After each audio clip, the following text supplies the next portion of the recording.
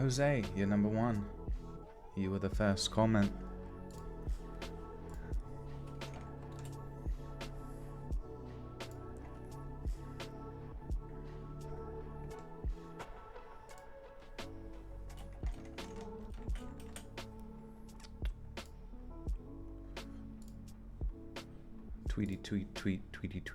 Tweet it out. Tweet that shit out, baby. Hell yeah. Hell yeah. That just got tweeted the fuck out, yeah. Sorry guys, just doing a little bit of tweet action. You know me. I'm kind of a tweeter.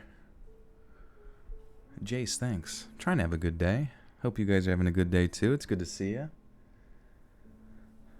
Everybody rolling in. How old am I now? I am 30 years old. You read your story tonight. Well, these ones, maybe, if you submitted it to Reddit as well. Jensen wants an ass reveal so he can eat it. Not gonna happen, buddy.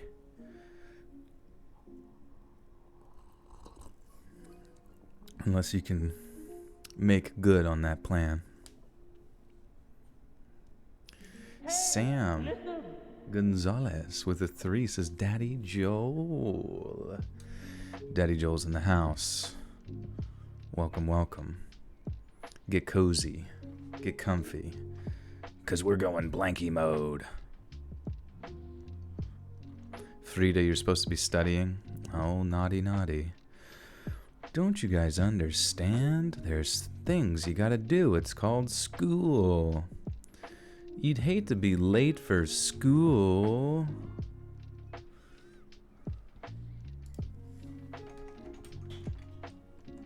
Eddie Van Halen. Oh yeah, Eddie Van Halen did die today. I was trying to remember which one he was out of the group. Well, rest in peace, Mr. Eddie. Hopefully you're putting a show on for the Lord. 30, flirty, and thriving. It's already starting to feel really hot in the room. I don't know what it is, man. Like, some days it's cold, some days it's hot.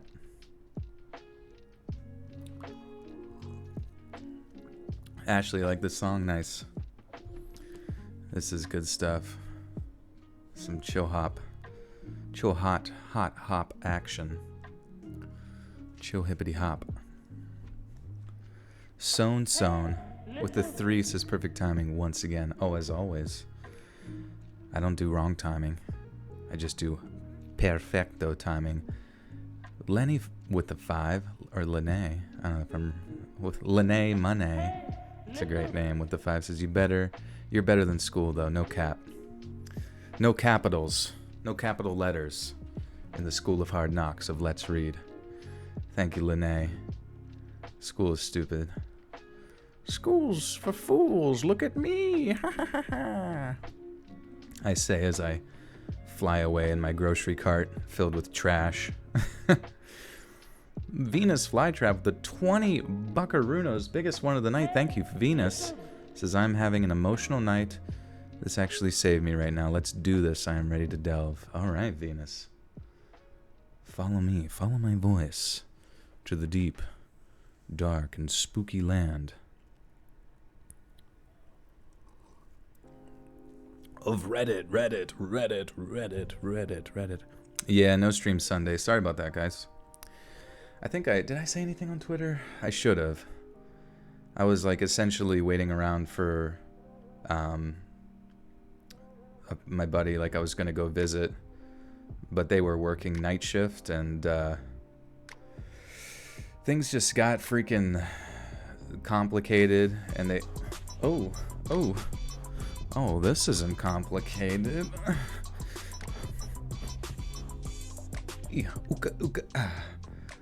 Oh, that's not complicated when you're twerking, you know.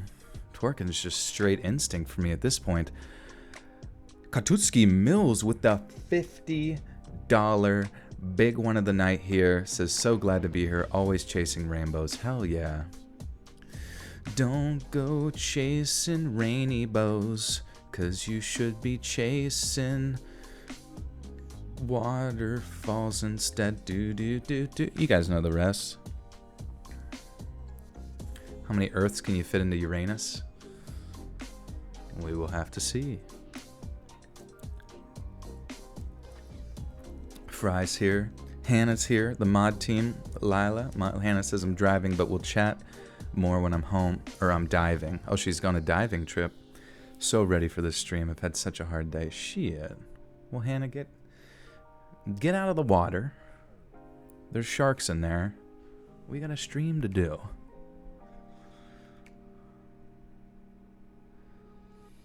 Can you do a song request? You know, I don't think so.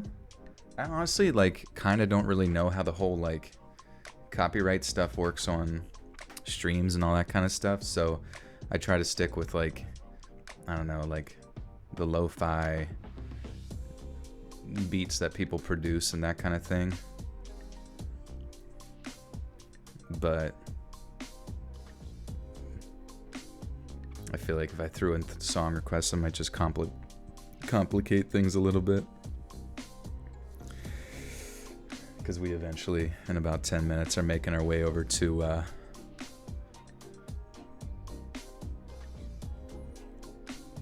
gonna be making our way over to Spooky Town anyways with them spooky atmospheres.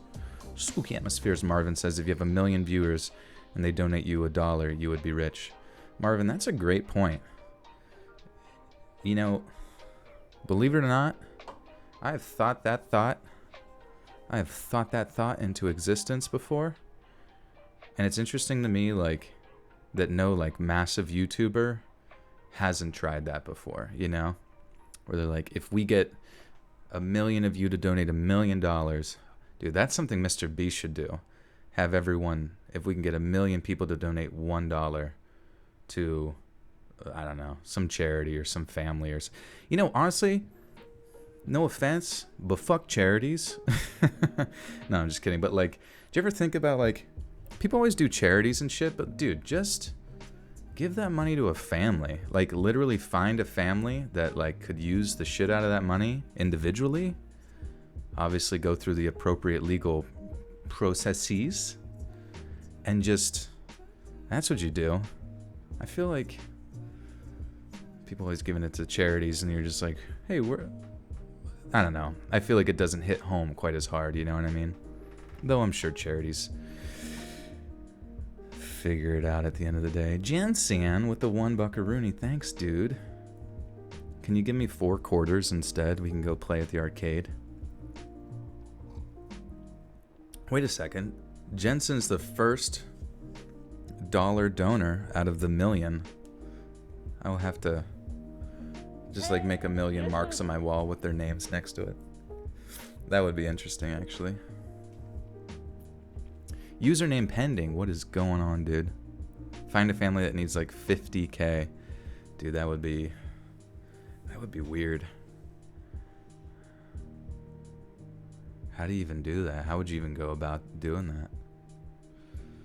What are y'all gonna be for Halloween? What are y'all gonna be for Halloween's? Halloweeny. What should I be? What would you guys want me to be? Hey Lauren, welcome. You're gonna be a pirate?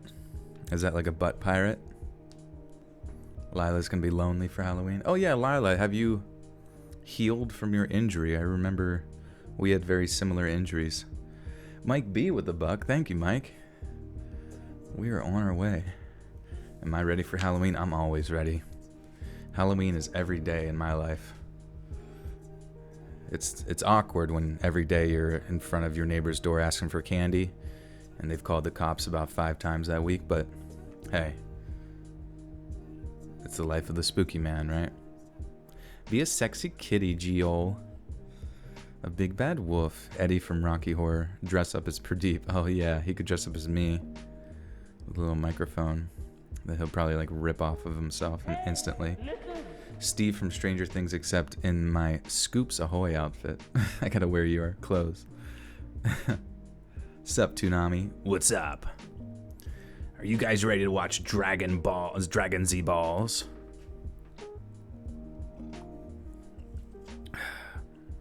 Up next is Come Dem Wing.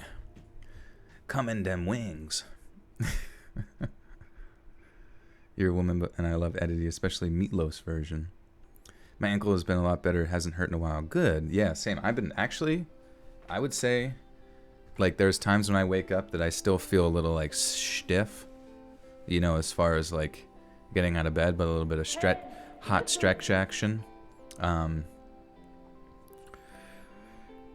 It's, I don't know. It feels good. I don't really feel pain anymore. It's like really like sporadic, and it's kind of weird because it almost feels like it's on a bone, you know. So perhaps bones probably take a lot longer to heal than like tissues. Sometimes I wish I was like a squid, you know.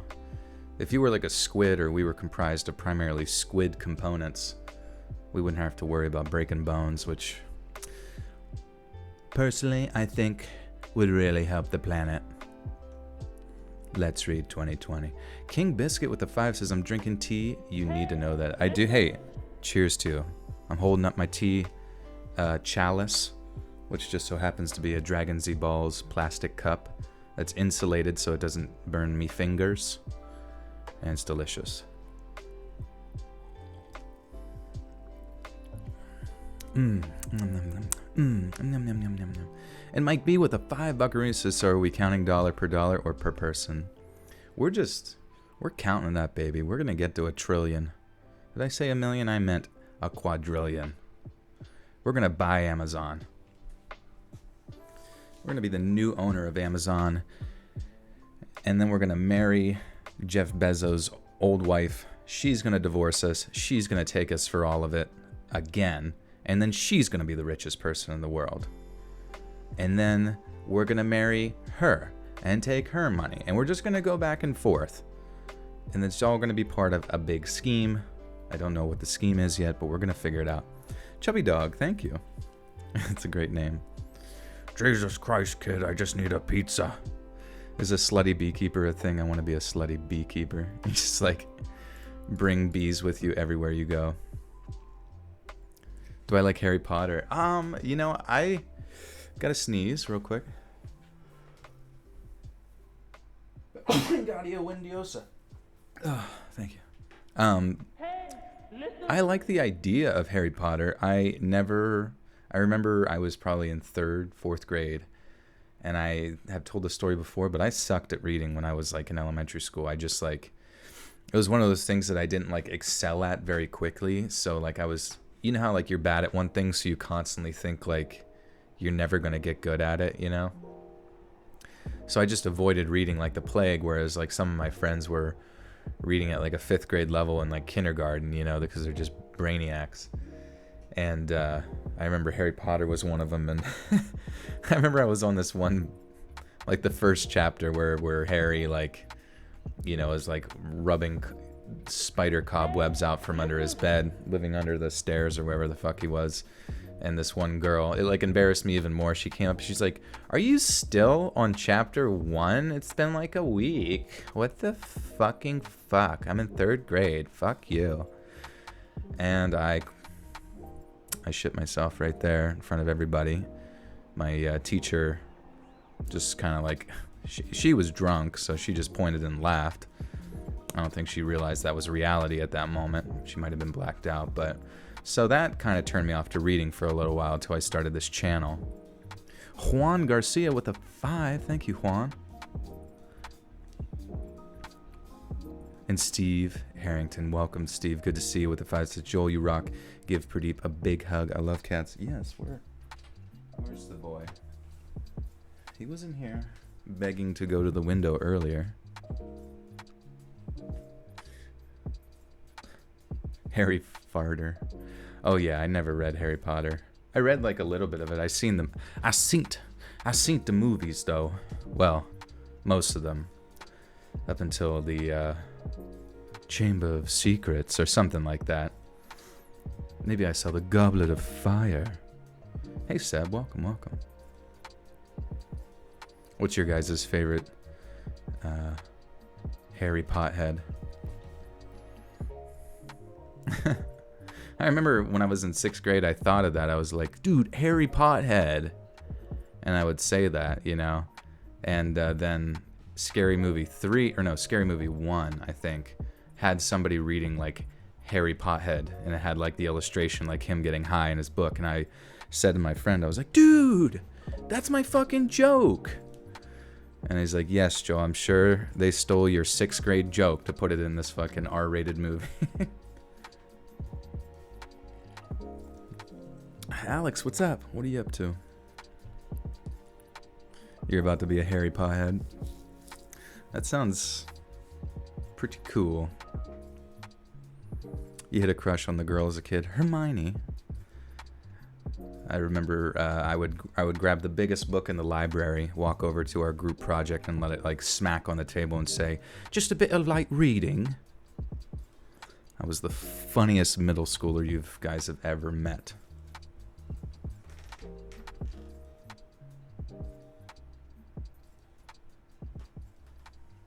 The funniest middle schooler.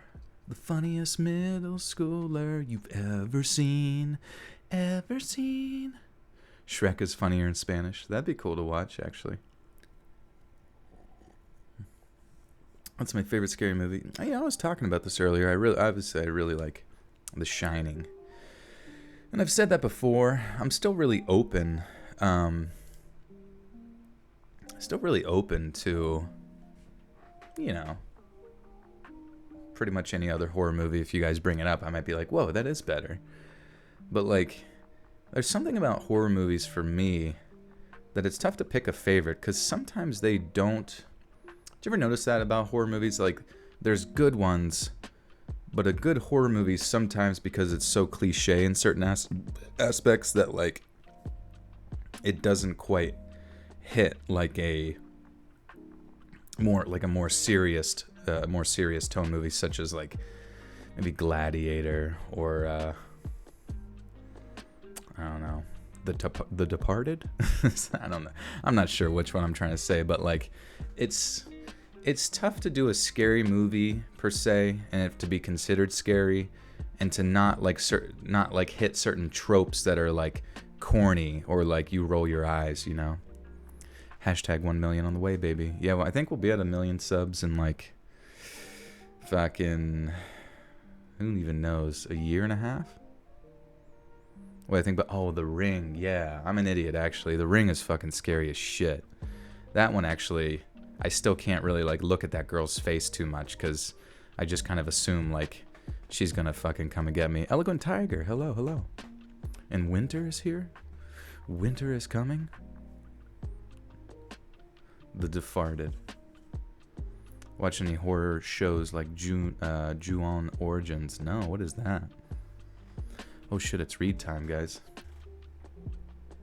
The Cell, yeah. Dude, okay. Did you ever like see a movie or like you've like, okay, so you're watching a fucking movie, right? And then, or like a preview for one. And I'm not exactly sure how or where I saw this, but like, so The Cell, I've seen The Cell. It has a lot of like really, really cool visuals. The Cell as a movie itself with Jennifer Lopez, super sexy though, by the way. Like, wasn't like the greatest film of all time per se, but some of the visuals were very impactful to me. You know what I mean? Where they would go into like their dream world and shit like that, and this like serial killer was this sort of god king amidst them. Really cool movie. But the director of that took a lot of that like sort of imagery and transferred it over to another movie, but I honestly cannot figure out what it was. So if you guys have ever seen The Cell, figure out who the director was, or like the cinematographer or something like that, let me know, because I really would like to watch whatever they followed up that with, you know. Well, anyways, guys, I will continue to ramble at various times throughout the stream, as you know, but I would like to jump into some of these spooky stories. We got 7 scary stories from Reddit. Let's not meet. 28 Days Later. Yeah, great zombie movie. Have you ever seen Hush? I have not. But, Alec, welcome. 7 stories tonight.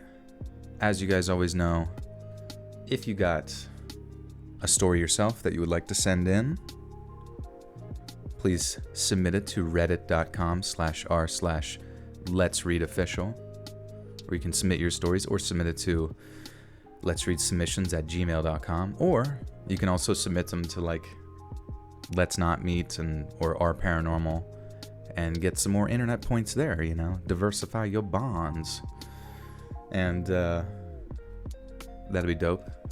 Also, please do like and share out the stream. It really helps. Always appreciate that.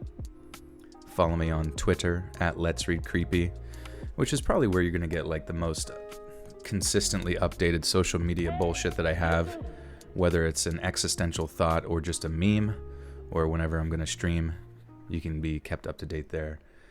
But also follow me on Instagram just for the funsies of it, @letsread.official on Instagram. And even more funsies, follow my meme page @hornycomputer. It's top tier memes, guys. I mean, you really can't deny it. It really is. Boogeyman with the 5 Canadian maple syrup dollars says, "Hey horror junkies, Freddy Krueger is the best horror villain. Change my mind." Uh-oh, Boogeyman. Is Dems fighting words with the chat, with the community? Yarrow, packing for my move. Thanks for the background noise. You're welcome. Good luck with packing. Be careful not to throw the pupper into the bag without looking first.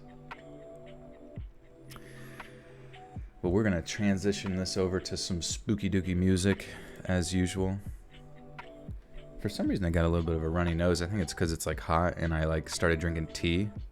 Maybe I need to like blow my nose.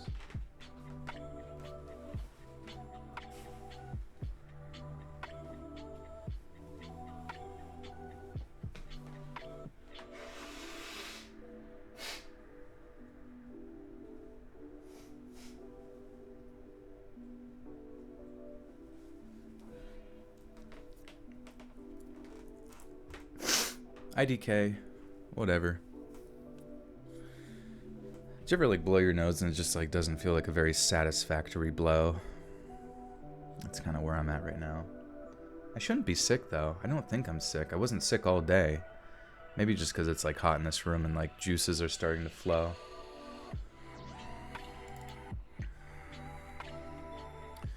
Okay. We will be transitioning out of this music by abruptly cutting it off. Audible only to iguanas.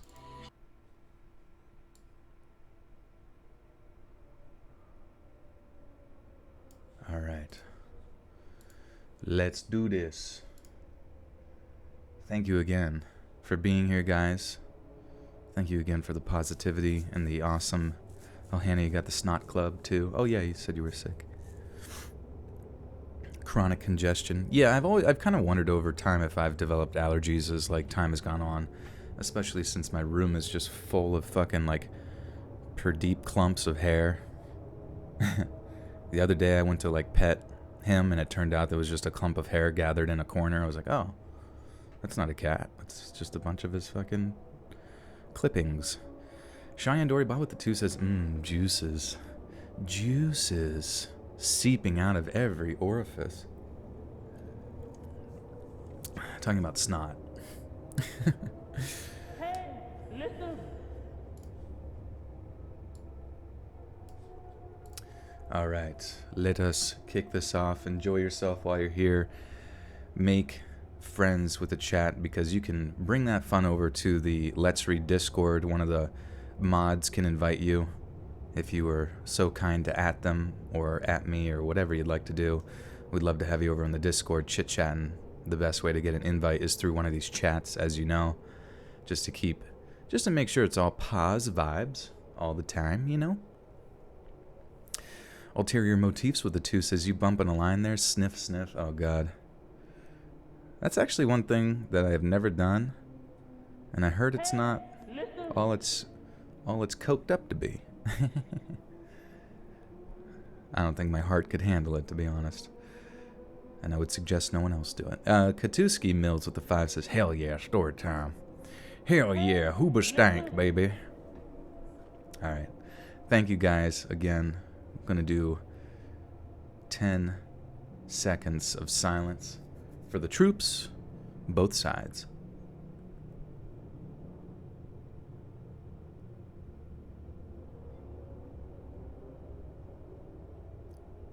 After high school many years ago, I was in a bad place. My guardian had kicked me out after graduation. She didn't help me find a place to stay. Oops. Coke is 100% overrated, yeah. I don't know. I think it's something that people get into or whatever. But it's like, I've heard people, like friends of mine, believe it or not, from what I've heard, have gotten addicted to it. And, dude, fuck that shit. Especially since it's like, it just seems like it's one of those, like, nothing good can come out of it kind of scenarios, you know what I mean? So, highly suggest you avoid that.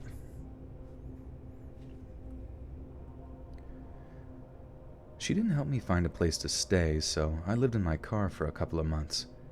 I met some heavy metal dudes at work one day. I'd seen them around town, and all my other friends knew who they were. Everyone loved them. We became friends over a couple of months, and they offered for me to move in with them. I agreed. Looking back now, I wish I had just stayed in my car. My 2 main roommates were brothers, named Andrew and Seth. They were in a band. They also believed in the occult and anything of that sort. I never really believed in that stuff, but I'm not one to tell someone what they should believe. They had let me live with them rent-free for several months, so who was I to complain? Being the only female in a house full of young men, I was always looking over my shoulder. You never know who you can trust. And turns out, I was right to worry. Over time, their friends started to stay with us for longer periods of time, sometimes weeks. Their friends were another group of brothers that they had gone to school with. There were 5 brothers in total, but only 2 stayed with us consistently. The younger brother, Mark, was very polite. He cleaned up after himself and always helped with the household chores. The other brother, Adam, had a laundry list of mental problems. He had apparently done some bad drugs. Sorry, I choked on my spit. Choked on the cocaine. Cocaina. Just kidding. See, look at this guy here. He had apparently done some bad drugs back in the day. Look at that, guys. Don't do drugs. Be a good boy and girl. And everything will be okay. Cocaina.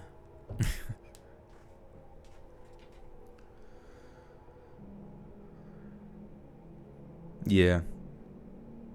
Yeah, you know, dude, have you ever seen... I watched a little documentary, and I could be completely wrong. My knowledge and experience is based on, like, 5 episodes of something from... Or 5 seconds of something I saw from Vice or some shit. And basically, like, I saw how they, like, made and purified cocaine out in, like, the fucking jungles of Colombia. And holy doggy shit, dude. It, like, has to be, like, purified in, like, a vat of, like, gasoline or something weird like that. Gasolina for the cocaina. And, like, I don't know. I don't really know the whole process, but it just looked, I'm like, that doesn't seem organic. That doesn't seem free-range cocaine. That doesn't seem right.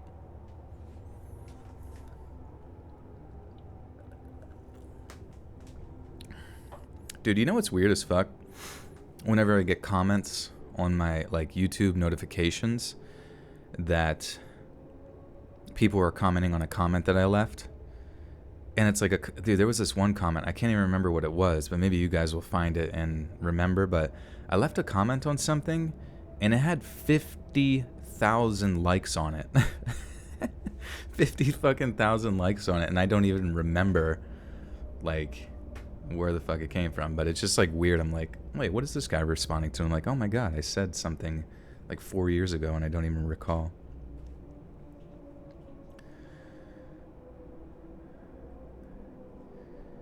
He'd apparently done some bad drugs back in the day, and it had developed into what seemed like psychosis of the religious sort. He had done time in prison for assaulting a woman with a Bible. He would often look you in the eyes and tell you he could see how you would die. Once, he told me that I was possessed by a demon and I needed my soul cleansed. Everyone in the house knew he had these problems, but he was their friend. They helped him through the hard times and gave him a place to stay. Otherwise, he would be on the streets. I was always on guard around him after the things he told me. No one else seemed to be as concerned as I was. They should have been. One day, I was sleeping and my phone rang. Dude, why does my voice crack like a little baby boy?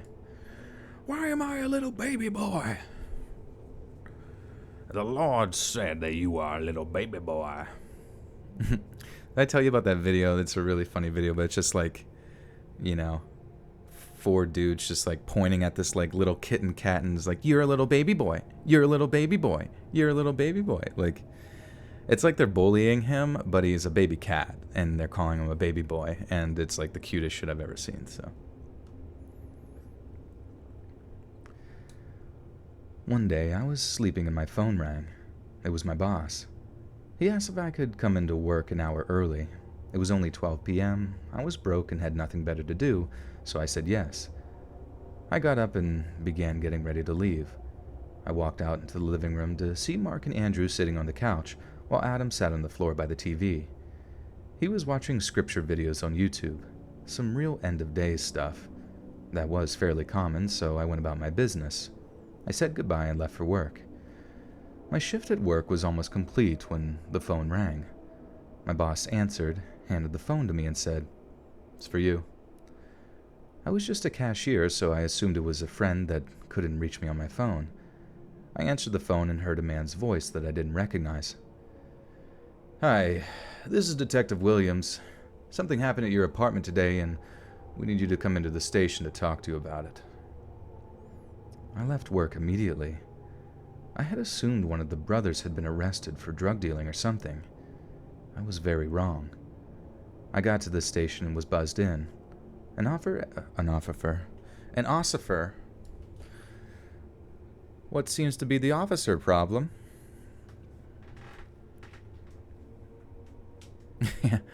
Hannah, that's like... You should tweet that. You should tweet that right now, Hannah. That's funny. I'll retweet it.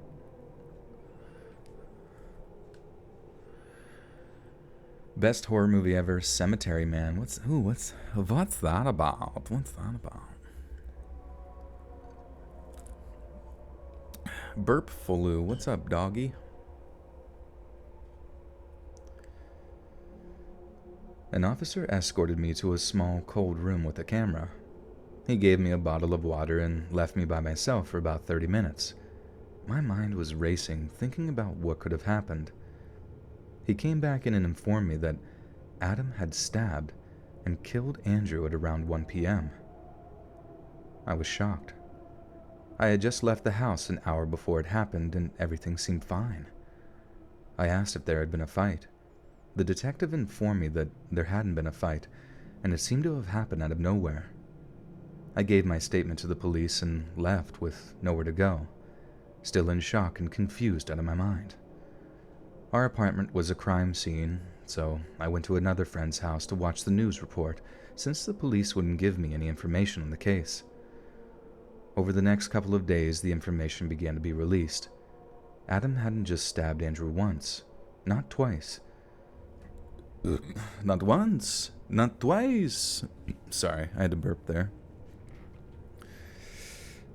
It's good to see you guys again. Did you ever, I missed Sunday's stream, and I get jonesing. I get jonesing from my beautiful peeps.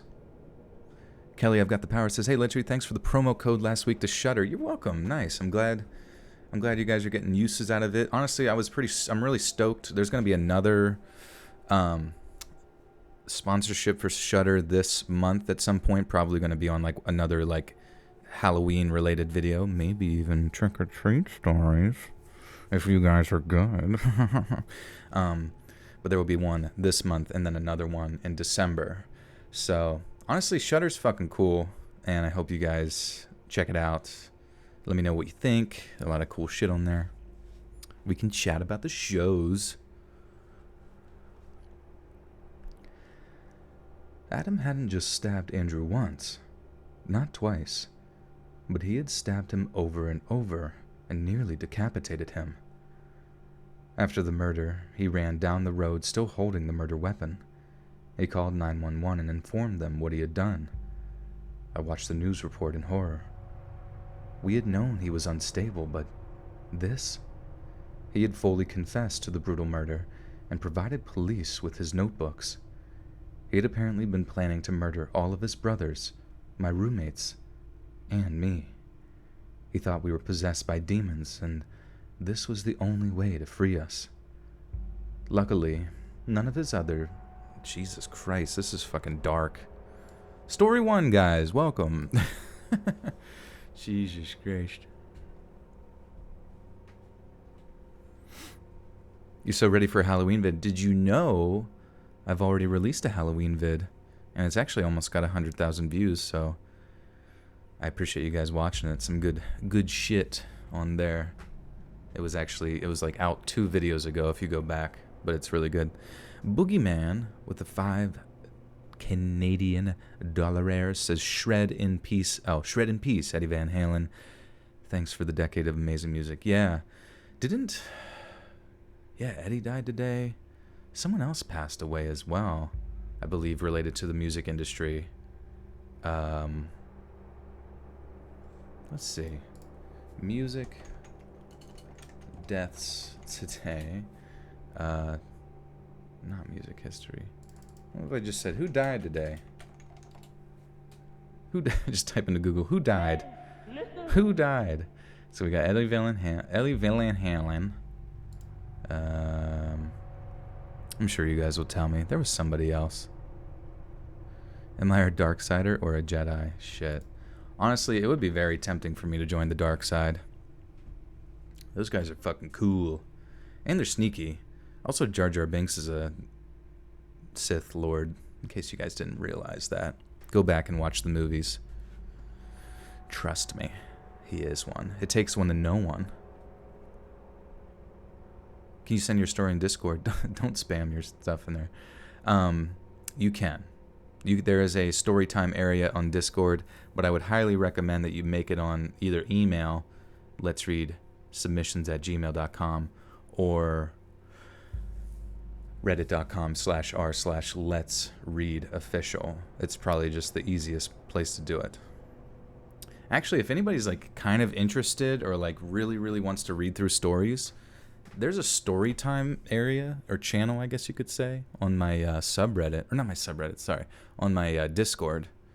And if anybody's like into those stories, and wants to just kind of like take the time to read through them for their own pleasure, and maybe they think some of them are good, take a little bit of edits, please do so and submit them to my subreddit, and just let me know that you did that, because I'll give you a kiss and a clap on the cheeks if you'd like.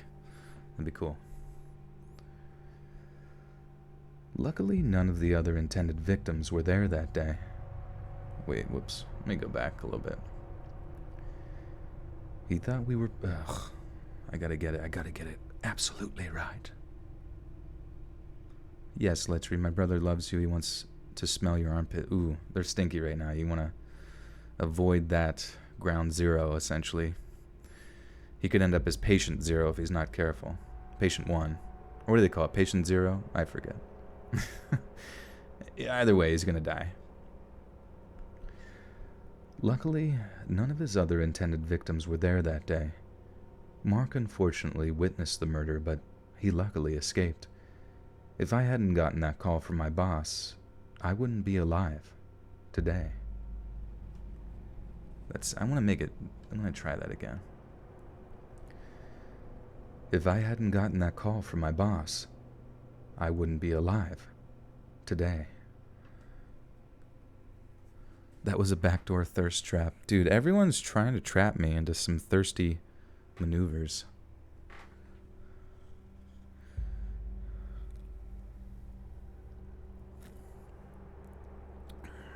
Smell your Brad armpit.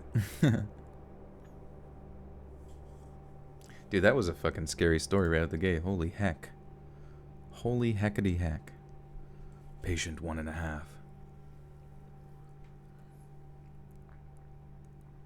Durf, your shower has ended. Your government allotted hot water cleansing has come to an end. Inktober. You can get your art website up sometime soon. You'll edit and post. You should shout page out and return. All that depends on my health, though.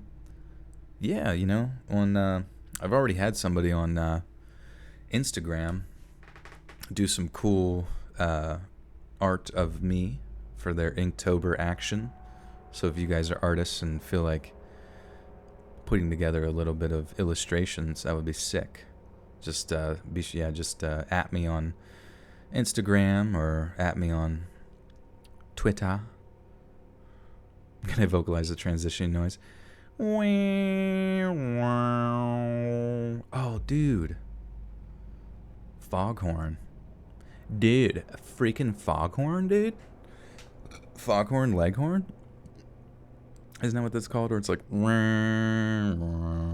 Those are fucking creepy. Hey, Alex, see ya.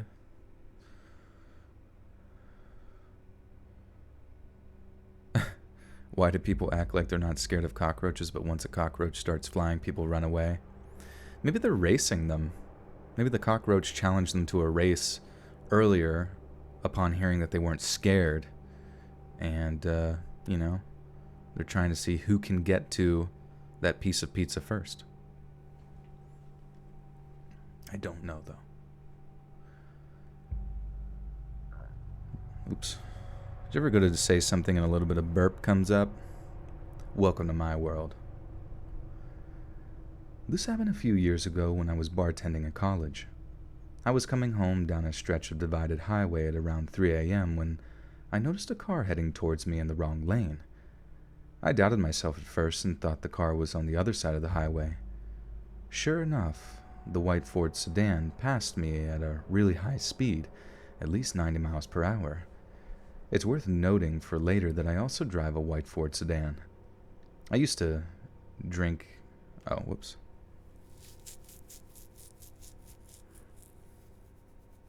What's the scariest story I've gotten? That last one was pretty fucking scary. Dude, imagine you were just like helping a friend who was, you know, who you thought turned their life around due to religious pursuits and shit. And then they fucking stab your neck so many times your head falls off. Jesus Christ. That's wholesome, right?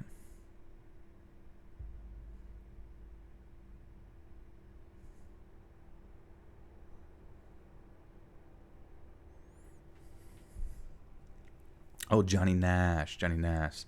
Thank you. 3v3s. 3v3v3v.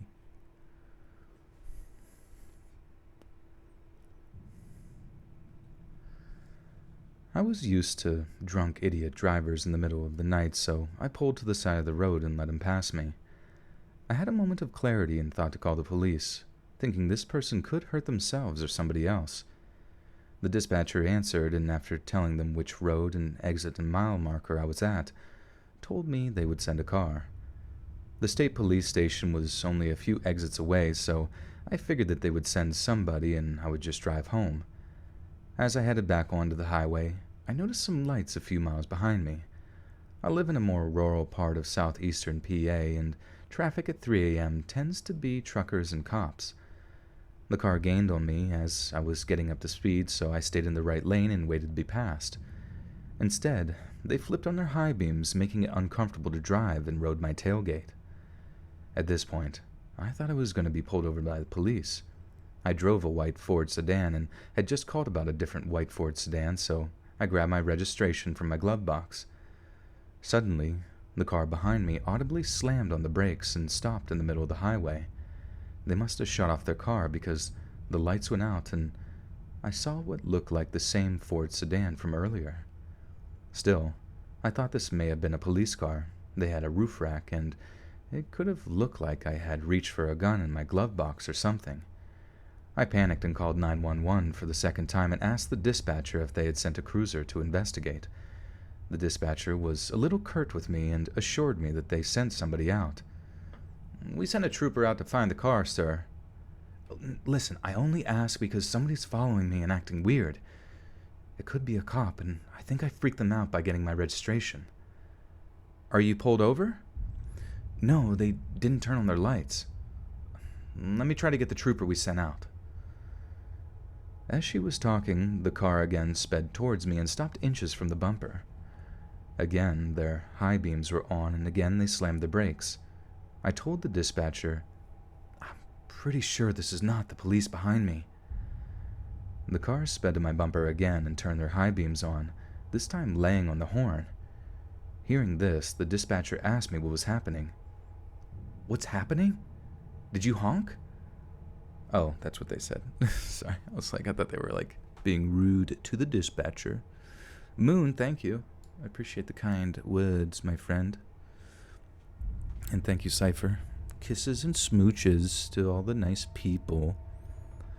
Oh, everybody's saying really nice stuff. Thanks, guys. What is this?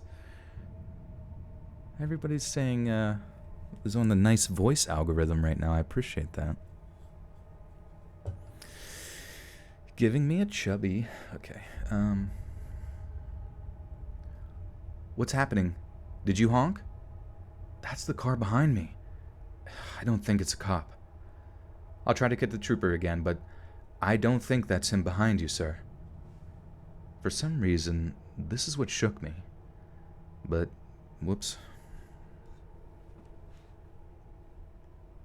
Wearing gloves, you toss popcorn to every... That'd be great. "I'm gonna hand out popcorn, but I'm gonna throw it on the front. I'm gonna throw it on the audience in the front, and they're gonna hand it back individually to the people behind." For some reason, this is what shook me. Before that, I was thinking I would get pulled over and maybe get a ticket. Up until then, I was going the speed limit and trying to avoid getting pulled over. I told the dispatcher, "I don't care if I get pulled over. I'm speeding, and if they put their lights on, then I'll pull over." I started to accelerate, and the person behind me just kept up with me. The speed limit was 55, and they kept on my bumper the entire time, but this time they were swerving. I tried to signal for an exit, then bail on it, but they followed.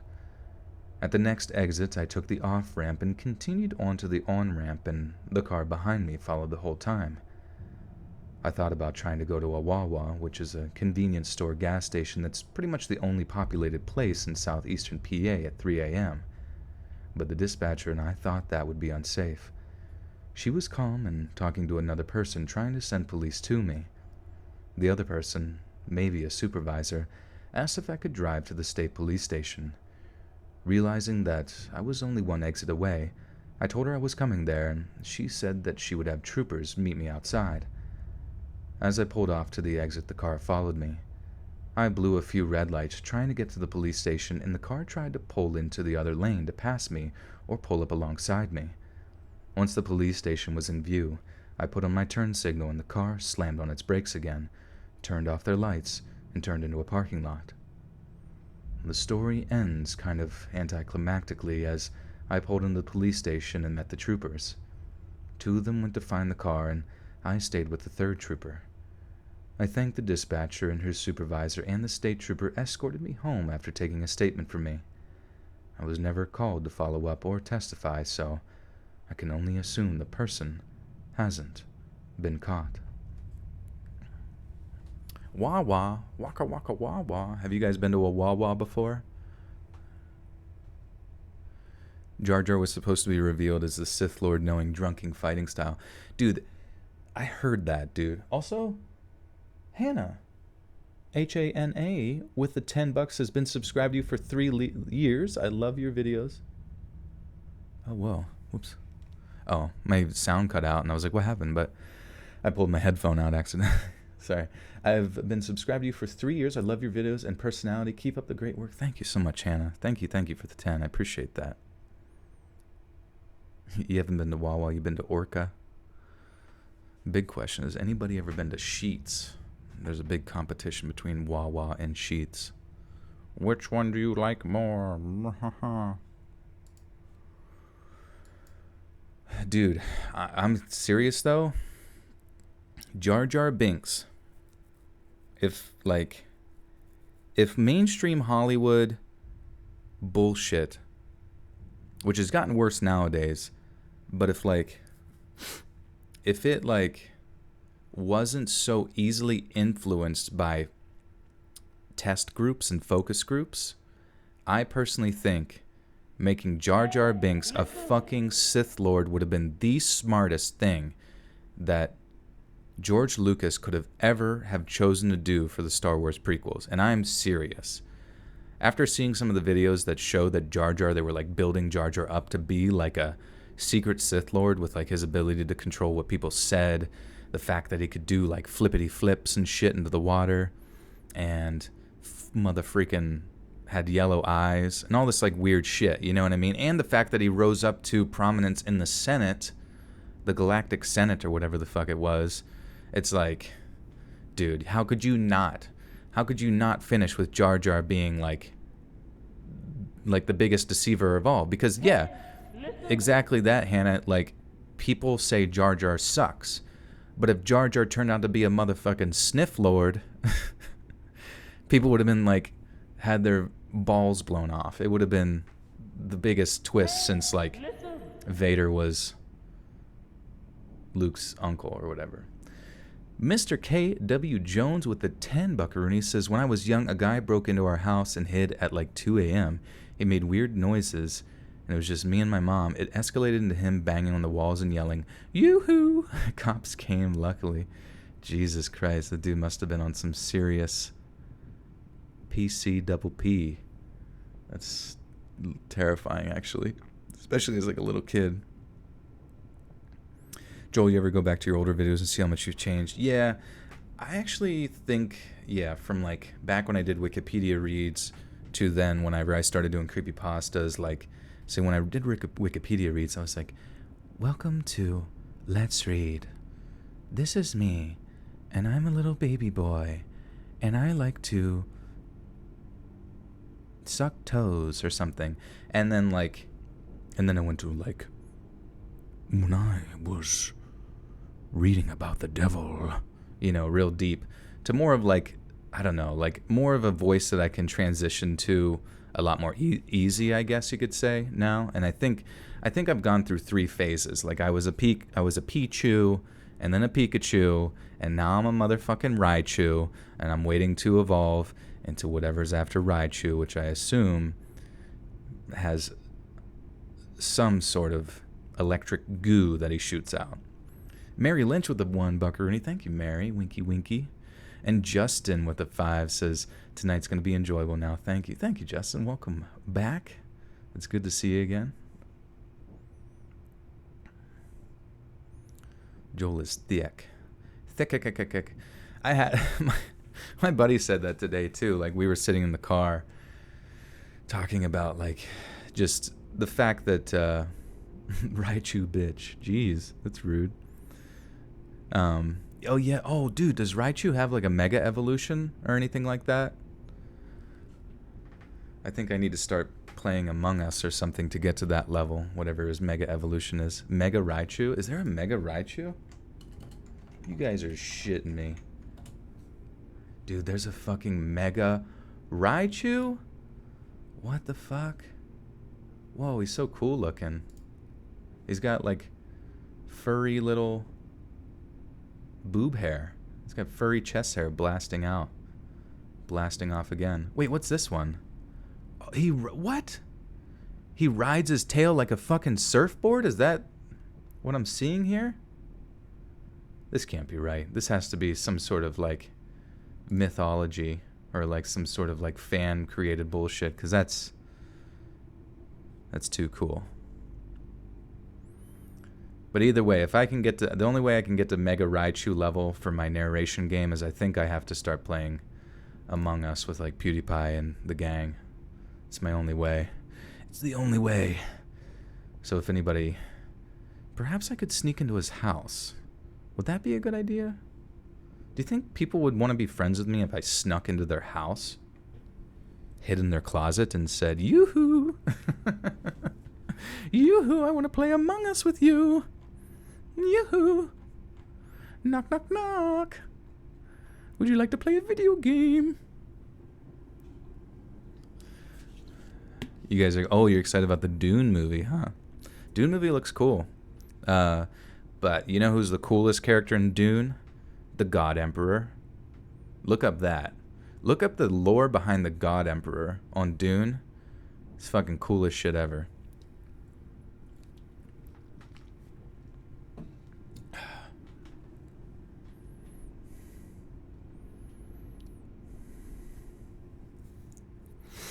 Never played Among Us. Some people in the Discord play it a lot, and I'll play it from time to time with some folks. Some folks, like Jensen. Jensen does it with his crew a lot. Is Jensen here? Is Dune based on a video game? No, Dune was, I don't know, they might have made a video game about it, but Dune was an old science fiction novel series with all sorts of different spin-offs and stuff. But one of the interesting facts or one of the interesting like things from the world is on the Dune, on a lot of the like the Dune world or whatever, they have these like giant, what are they called? Dune worms. Not dune worms. Sandworms. Okay. Yeah, so like these sandworms were these just fucking like massive creatures that would dig through the sand, and essentially they were the size of like mountains, you know what I mean? And the second that one of them would appear, the earth would essentially shake or just like completely swallow you up. And there was one of the characters from the series, I forget what his name is, but he became a god emperor because he was able to like merge his consciousness into that of essentially like an ever living, you know, sandworm, which lives for who fucking knows how goddamn long. And he transported his consciousness into one and became like an eternal god king. Mongolian deathworms. Dune worms. Oh shit, I remembered I was reading some Dune when I first started the channel, and I had to get rid of all of those because I was like, you know, not really allowed to use like big time fucking sci-fi shit. Wasn't the same as like asking permission on Reddit, like, hi, I know you're a massive author, but I'd like to casually read your shit on my YouTube channel. Nick Newman with a 5. Thank you, Nick. And El Mecco, that's a cool name, with the 5 says, look up Gorochu. He was initially meant to be Raichu's evolution, but ended up getting scrapped. Dude looks like a straight up demon rat. Cool, let me look that up. Gorochu. Oh. Hey, listen. Huh. He actually doesn't look too far off from the Mega Evolution that they ended up picking, I guess, with the... Well, I actually don't know which one was the Mega Evolution, like the one that rides the surfboard or the one that has like all the chest hair. I'm honestly not too sure. But they should put Raichu in who's even... I don't know if you guys play Super Smash, but they're adding like Minecraft characters to it, and I'm fine with that, but I'm also like... I don't know. I mean, it's better than all the stupid fucking, I don't even know, those anime characters they add into it from Dragon Quest, or what the hell is that game called? What the hell's that game called? Shit.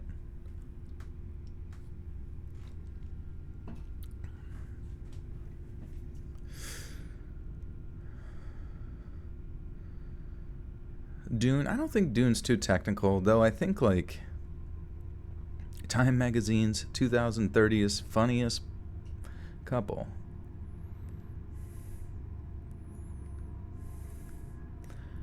The Mega is fake. The surfboard is Aloha version of Raichu. Oh, cool. That's sweet. I like that they have different versions. That was neat. Oh yeah, the Executor with like the long ass neck. That was kind of cool. Am I into anime? You know, not as much as I used to be. Not as much as I used to be. Oh, you looked up the audio from the bear attack? Yeah, don't ever do that again. Alright, my dudes. Do I believe in socialism? That's an interesting question. You believe it or not, like, since that's been a like very more popular topic in the sort of spectrum of political conversation lately, which I find interesting, but it did pop up. I had a pretty back when I had a politics discussion area on my on my Discord. We sort of, as a team, as a well respected community of discussers of concepts and ideas, because a lot of individuals on there were like proponents for that kind of stuff, and I am more free market leaning, and not to, once again, I'm not trying to, I'm just bringing this up to talk about it. And you believe in Joel-Silism? Yeah, now that's where you should go. But basically, we came to the determination that a lot of the ideals that individuals that kind of adhere to those concepts of quote unquote socialism can only tend to realize those concepts within a more microcosm of community. Hence why I think a lot of it in those idealisms can only be perceived secular. That's not true. Can be perceived. I don't really consider myself anything. I like to talk about ideas. I don't really like to be labeled things. Listen, I understand. Yeah, I know we're going to get all the memes, all the political memes out of the way. I just like to talk about concepts sometimes, and I'm not saying you should adhere to any of them, but I'm just saying that we kind of like came to a different nuanced perspective when discussing socialism that I wouldn't want to participate in, but we came to the realization that those individuals that did want to participate in them could only realize them within small sort of like borderline Jonestown type communities, you know what I mean, where everyone's blah blah blah blah handing over your apples and your coconuts and whatever the fuck, so there was more to the conversation, but a lot of the things that they said, I was like, I think you're gonna literally only find that in like a cult out in California or like someplace down in some island, you know what I mean? Like, you might have to go start your community if you want to realize those kind of possibilities. So that's all I'm going to talk about that. I'm going to get back to reading stories. I apologize. I'm not trying to step on anybody's toes for talking about those kind of things. It's just like, I don't know. Just wanted to get that out there.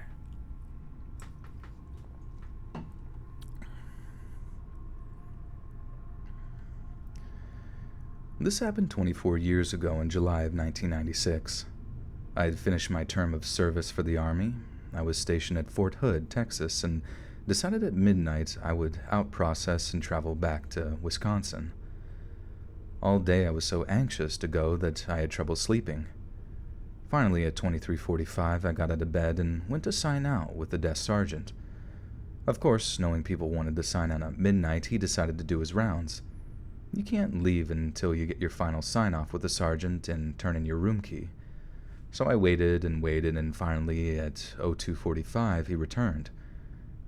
I turned my key in, got the sign-off, and at 03:30, I was on my way. At first, I was so full of adrenaline that I felt that I could drive for days. Unfortunately, that adrenaline didn't last long, and by the time I was getting through Dallas, I was nodding off.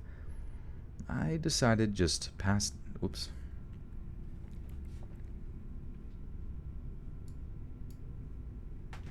You want to be the cult? You want to join my cult? Well, you know what? In our little commune cult, you don't have to give me any of your coconuts. You can keep your coconuts. If you have coconuts, you can keep your coconuts.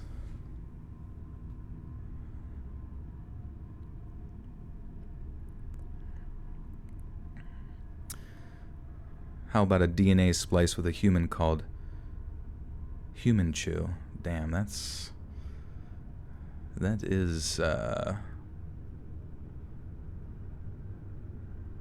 tantalizing to think about. Can't anything be a cult? Let's look up. What is the definition of a cult? Does it always have butter socks involved, guys?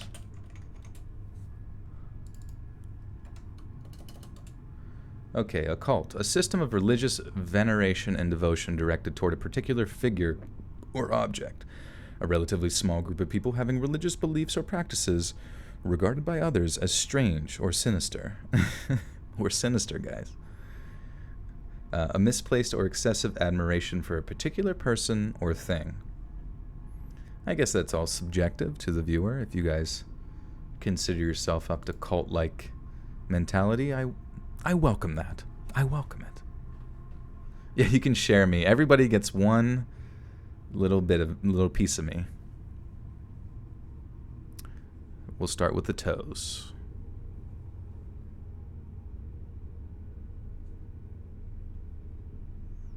No Jonestowning though. Don't you? But you're telling me you don't like Kool-Aid?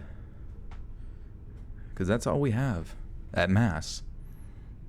Just, I mean, honestly, like, when you're making Kool-Aid, you need sugar, water, purple, and rat poison. I mean, that's just the basic ingredients. I mean, honestly, I don't think what they were doing at Jonestown, I think they just added too much. Like, there was supposed to be 3 parts rat poison, they added 50. Whoops. Whoopsie daisy. Right, guys? Come on. Jarrett with the 10 says, hi, hello, welcome back. Thank you.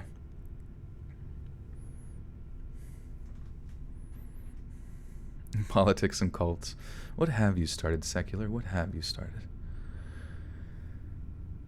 I thought about bringing back the politics discussion on, because it's so hard to avoid. Everyone's so interested in it. Everyone always has opinions. Oh, I've got an opinion. Oh, your opinion's different than me. I guess we need to spit on each other or something weird. But, like, that's all it ends up turning into a lot of the times, because people can't... I don't know what it is. What is it about...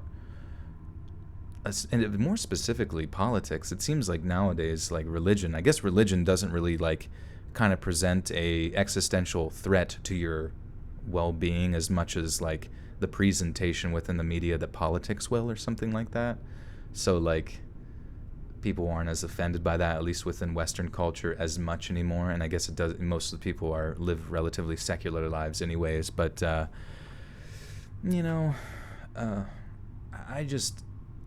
I felt like our discussions within the political spectrum on my Discord's politics area just wasn't mature enough. It wasn't like representative of what I thought the channel should be about, which, should just be about good times and spooky stories. You know what I mean? That's all I can really offer at the end of the day. I literally am never in my life trying to tell anybody what to think or how to think or whatever. Like, I want everybody to be free thinkers. I don't want you to assign labels to people. I don't want you to assign labels to yourself. I want you to just continue to be an evolving,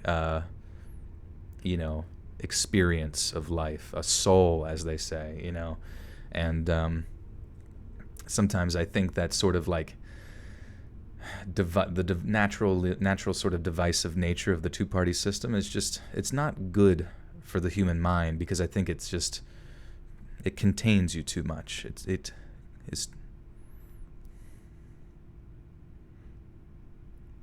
It's not appropriate, I don't think.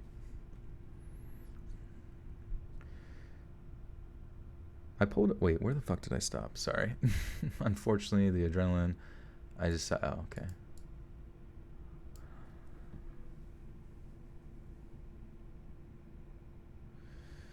Right, Steve.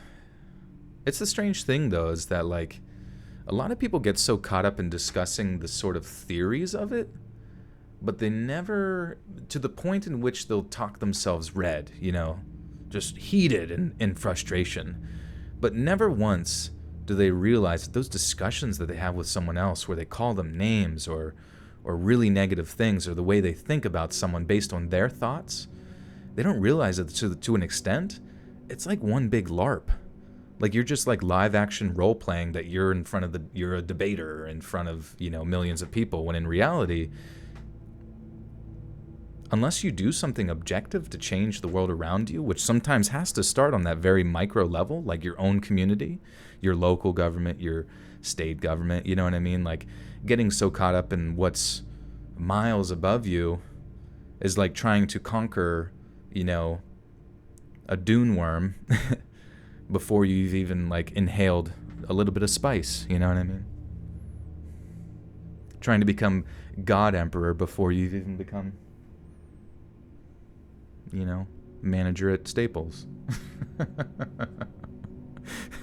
Let's talk about twerking. Yeah, let's move on to something complex. Something we all are familiar with. I decided just past Denton that I would pull over at the next rest stop and take a quick nap until the sun came up. I could barely keep my eyes open when I came up to a stop. I pulled over and got out of my car to get some air and throw something away and to get a look at my surroundings. There were only about 3 other cars and 2 semi-trucks there.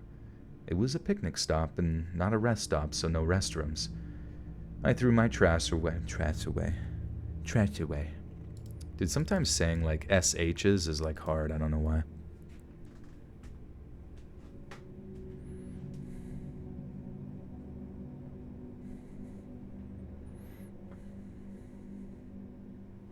But at the same time, I think it's a certain sense of catharsis when you talk about your politics.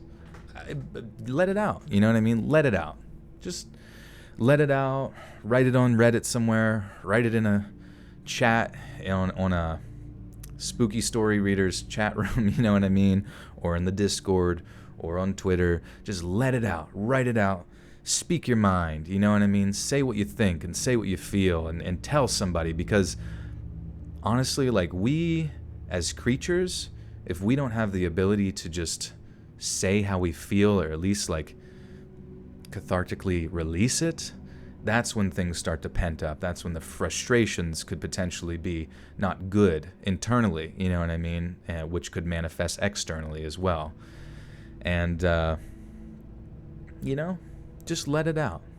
Always talk. But understand that someone else is always going to have a different opinion, and you have to learn to listen and know when it's a good time to speak. And sometimes they might not always be those sort of like ideals that you would like to be represented in another human being when discussing those things. But honestly, if you can be patient with another person, they will listen to you. You know, even if they come at you with the most vitriolic sense of, you know, venom that you could ever imagine, if you give them time to release it, they will eventually shrivel up into nothing and realize that they, in many ways, are projecting, and finally realize that, hey, this guy that I thought that was my enemy is in fact my brother, my sister, my friend, and maybe we can talk through this. And this can be applied to really anything in your life, you know? Do not let the fear, do not let the anger consume you. Geez, maybe I should join the Jedi. I don't know.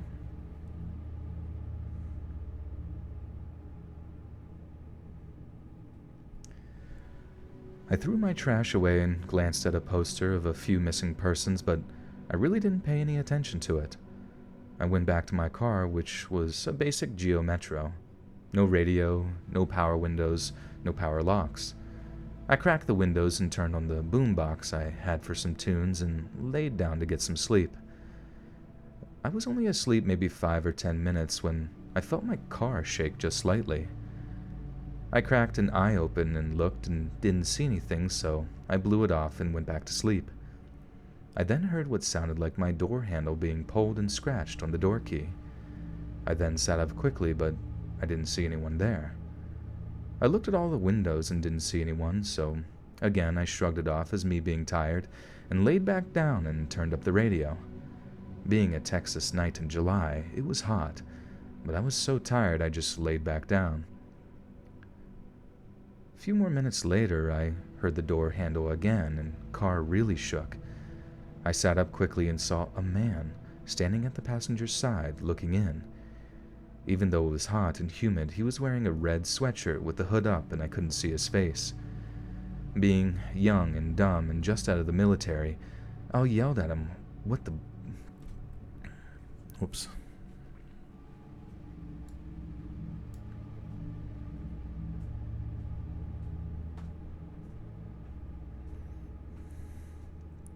How do I not remember reading The Black Number? The Black Number.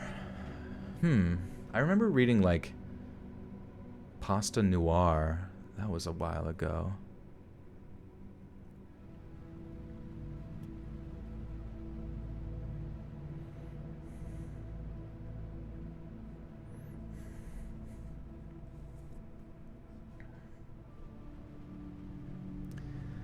I yelled at him, asking what the F do you want? He just stared at me like an idiot, and I got out of the car. Mind you, I'm only 5'6", but I was livid. He just walked off towards the picnic tables like nothing happened. All the while, I'm yelling at him that if he came back, I'd take him out. I decided I would just drive on from there. I got back in and went on my way. Even though I was so upset, only about 10 miles down the road, I was super tired again. Luckily, about another 10 miles down I-35, there was another picnic stop. Not sure why North Texas doesn't have rest areas, but they don't. I pulled into the second picnic stop and backed into a spot just in case I needed to leave quickly. Not sure why, but there was only one other car there and no semi-trucks. I again locked the doors, cracked the windows, and turned on my boombox. I fell asleep right away, and about 30 minutes later I hear a loud thud on my driver's side window. I jumped up and looked around, and no one was there. I got out of the car, which was very stupid, but I had my macho military attitude going. But no one was around. I assumed it was my nerves from the other stop. I got back into my car, locked the doors again, and closed my eyes. This time I was too amped up to fall asleep, so I laid there with my eyes closed. I felt that someone was looking at me, and I opened my eyes and saw the guy standing there again with the red sweatshirt, hood up. I could... Oh shit. Shake it, shake it, shake, shake it, shake it, shake. Holy cow. Lucky Star, thank you so much for the $50 Renos, and you know what I like to hear. Shake, shake, shake, shake, shake, shake it. Shake, shake, shake, shake, shake it. Oh my god, I forgot about that song. It's been so long. That song's also creepy as fuck if you ever look up the lyrics. What's it called? Shake, shake, shake, shake, shake it. Shake, shake. It's just like, what the hell? Let me look up that song. Shake, shake, shake. Yeah, shake, shake, shake song. KC and the Sunshine Band? No. You guys will figure it out. You guys are my mind, my eyes. Dude, the weather was really nice today. Was it nice where everybody else was? But thank you again, Lucky Star. Thank you so much for 50 freaking dollarinos. I really appreciate that. You guys are awesome. Let's Read OnlyFans. It's coming. Do I watch TikTok? I don't have a TikTok, actually. I just never really got into that, like, fucking... Oh, Metro Station. Sorry, you guys kept typing that in. I'm like, wait, what's Metro Station? Shake... I'll Shake It by Metro Station. I can... You know what? I think that deserves a lyric read. Let's drop. Yeah, come on. Shake, shake. I'll take you home if you don't leave me at the front door. Leave me at the front door. Your body's cold, but girl, we're getting so warm. And I was thinking of ways that I could get inside. Get inside. Tonight you're falling in love. Let me go now. This feeling's tearing me up. Here we go now. Now if she does it like this, will you do it like that? Now if she touches like this, will you touch her right back? Now if she moves like this, will you move it like that? Come on. Shake, shake. Did I just fart? No, I stepped. My floor is creaky. Shake, shake. Shake, shake. A shake it. A shake, shake. Shake, shake. A shake it. Shake, shake. Shake, shake. A shake it. A shake, shake. Shake, shake. A shake it. A shake, shake. A shock it. Your lips tremble, but your eyes are in a straight stare. In a straight stare. We're on the bed, but your clothes are laying right there. And I was thinking of places that I could hide. I could hide.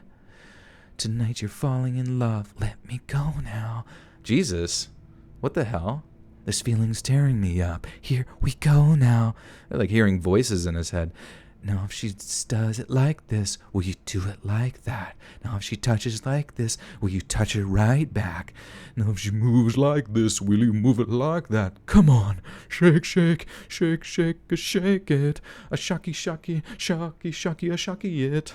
A shucky, shucky, shucky, shucky, shucky it. I saw you dancing, and there's so many fucking lyrics. All right, we'll read them all. I saw you dancing, and I couldn't get off my mind. Off my mind. I couldn't tell you that you... Wait, I could tell that you could tell that I was taking my time. But I was thinking of ways to get you staying the night. Your body's shaking. Turn me on so I can turn off the lights. Now if she does it like this, will you do it like that? Now if she touches like this, will you touch her right back? Now if she moves like this, will you move it like that? Come on. Shucky, shucky, shucky, shucky, shuck it. Shucky, shucky, shuck, shuck, shuck it. Shucky, shucky, shuck, shuck, shuck. Dude, what the fuck? Alright, what's the lyric that freaked me out a little bit? Your lips tremble, but your eyes are in a straight stare. So I'm assuming she's under some sort of chemical sedation. We're in bed, but your clothes are laying right there. Okay. And I was thinking of places I could hide. Wait a second. Is he under the bed? Or is he in the closet? Or has he kidnapped this person? I feel like there's a lot of interpretation of this. Honestly, you could write whatever the fuck you want, but as long as you make it sound fun, you could... I want to send out a personal invite. I want to send a personal challenge to any musicians out there to come up with the most popular song, a top 40 charting hit. But please just say the most insane shit you possibly can. The most insane shit you possibly can that you don't know why the song hasn't been banned. But please go for that. Boogeyman, thank you for the 5 Canadians, says, sign you to my imaginary record label for $5. Let's do it. I'm on board. What's your record label called? Boogeyman. Boogeyman Records. Boogeyman. This is a boogie beat. Throws it back. Hannah's throwing it back.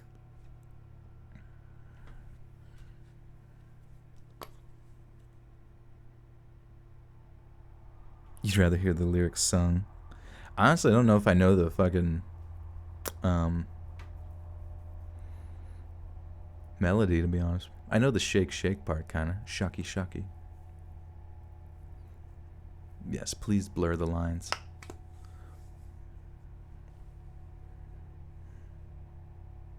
If there's a post limit on how many pics you can post on Let's Read Discord art channel, I don't think so. I guess if you know, just make sure that they're your art usually, or if it's not your art, just say whose it is, you know.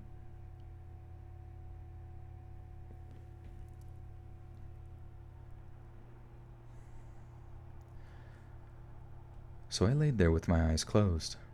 I felt that someone was looking at me, and I opened my eyes and saw the guy standing there again with the red sweatshirt, hood up. I couldn't see his eyes, but I could see that he was smiling at me. I popped up quick and tried too quickly to open the door and bump him. Wait, what? Oh. My Apocalypse by Escape the Fate.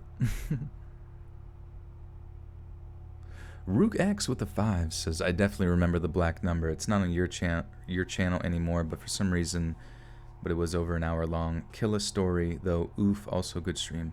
The black number. What the hell was it about? I don't even... Sure, hello with the 5 says, need Spooky Boy to read the WAP lyrics in a spooky way. Sore, if you believe it or not, the spooky lyrics kind of... This is actually the second time I did it, and believe it or not, the first time I did it was actually the WAP lyrics. And if you go back to, I don't know, someone would have to reference you to the particular stream But that was before I even heard the song where it's like, there are whores in this house, there are whores in this house. So I just took a wild guess with that one, but it turned out alright. I think Listen. better than the original. Do I have any freckles? You can connect the dots. Just in the shape of constellations. Perfectly aligned with Uranus. So I laid there with my eyes closed. I felt that someone was looking... Fuck. Apple bottom jeans? Oh, I don't. Oh, it was on my drunk B-day. Oh, fuck. Well, maybe this was lyric read number 3. It was literally incredible. Apple bottom jeans. Boots with the fur. With the fur. I felt that someone was looking at me, and I opened my eyes and saw the guy standing there again with the red sweatshirt, hood up. I couldn't see his eyes, but I could see he was smiling at me. I popped up quick and tried to quickly open the door and bump him. Being a cheap Geo, since the doors were locked, it didn't open. He walked backwards, still staring at me. By the time I got out, he was about 30 feet away, facing me.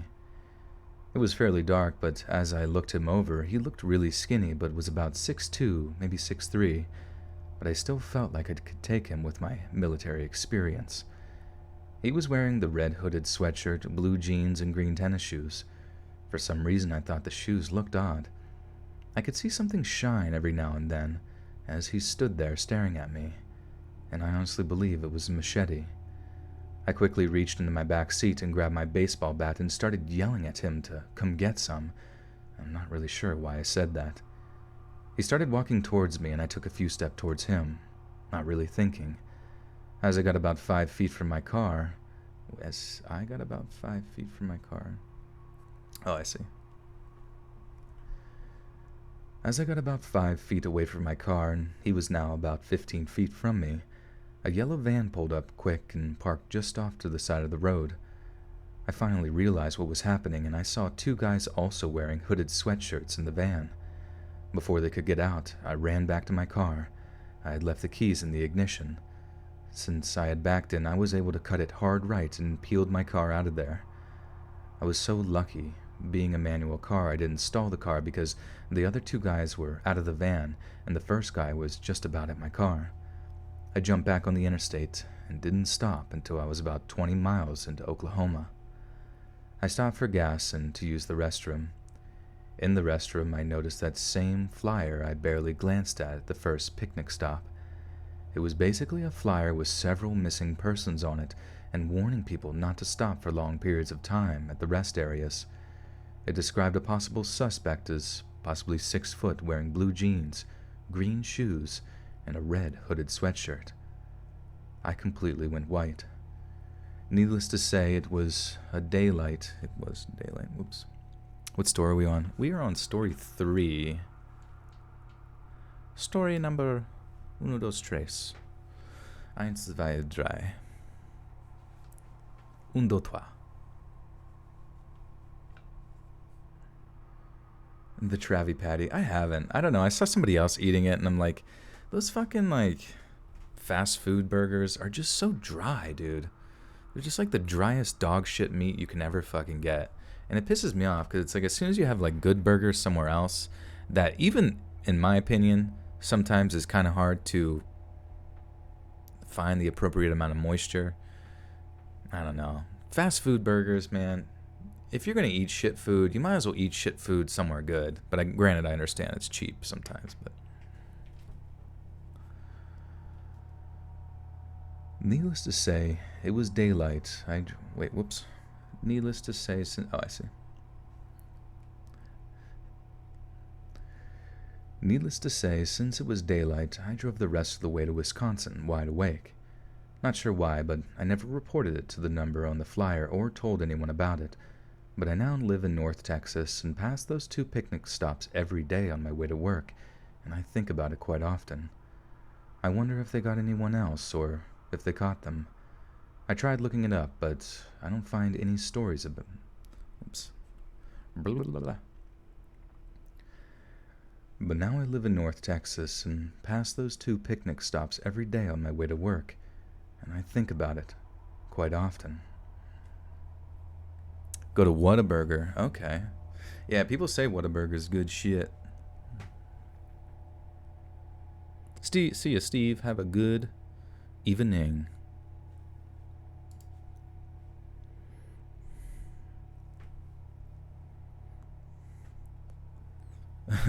Fast food is vile, but also nummy. Nummy. Yeah, there must be something off about the chat because, like, some people in the chat are still telling me about Metro Station. And I don't understand. I don't know why YouTube's, like, you know, why some people are, like, ahead in the chat with me at the appropriate time and while other people are, like, super far back. I don't really get it.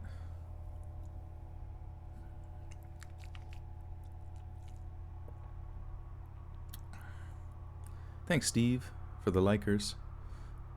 Hopefully everybody else can click like if you get a chance.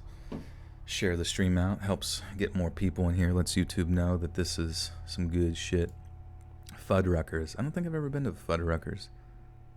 The only fast food place you like is Wendy's. Yeah, Wendy's burgers actually aren't too bad. And honestly, maybe I do kind of enjoy the fact that, like, there's, like, not too much bread involved, even though it does get kind of messy. I think the burgers are pretty moist. Pretty moisty. Dude, Chick-fil-A is good, but there's like a main road we have, and a Chick-fil-A just like off of, one of our main like strip mall type roads in our area, and I swear to God, no matter what fucking time of day it is, if that place is open, the drive-through has cars backed all the way out into the main road, like dangerously blocking traffic, and they have to get like a police officer to like guide traffic as people like line up freaking 15 cars deep to get fucking Chick-fil-A. Like, I do not see, granted the interior is closed, but I just don't really see what the hubbub is all about. It is good shit, but it's like, is it fucking worth a car accident? Perhaps. I haven't eaten too much. Oh, you get to the drive-thru in 5 minutes. Nice. At least it's quick. But yeah, I mean, that's why I always drive a monster truck, so I just go over top of all of them.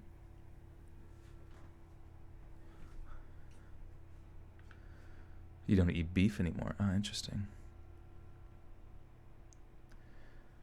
I started my first job at Tim Hortons when I was 16 and worked there for many years throughout high school and university. I could possibly add about 10 stories here about inappropriate regulars, but this is one that still really haunts me. I was about 17, 18 at the time and worked at a location that was 10 minutes down the street from my parents' home. A neighbor, Alex, lived roughly 8 houses down, started coming in regularly for coffee and small talk with me. Alex was at least 45 to 50, and it turns out he used to work with my dad and has lived in my neighborhood for years. Nothing about our conversation seemed weird or alarming to me. After a few months of completely normal interactions, he found me on Facebook. I accepted because I was young and had no social media boundaries at the time. And this is when things started to get weird. He would DM me about things I was posting instead of commenting publicly. He would offer me rides to work or class and would make comments about my hair, makeup, and curves. I found out that he was married and has a son a few years younger than me. I started ignoring his messages and eventually removed him as a friend. Oops. My voice squeaked. My voice squeaked.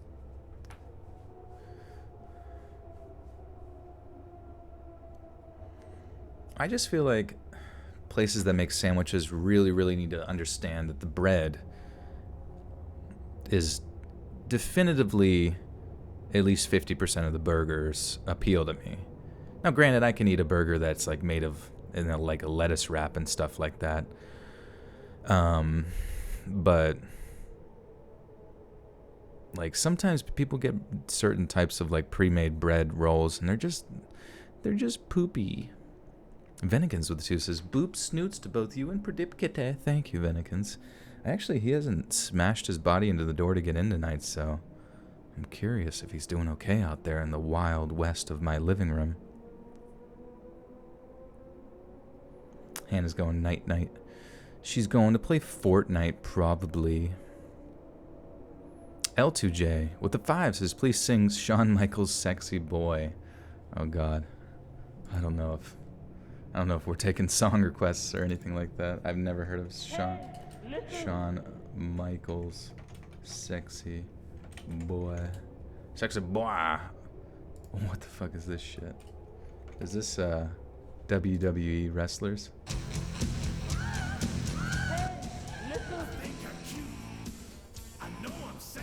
Oh yeah.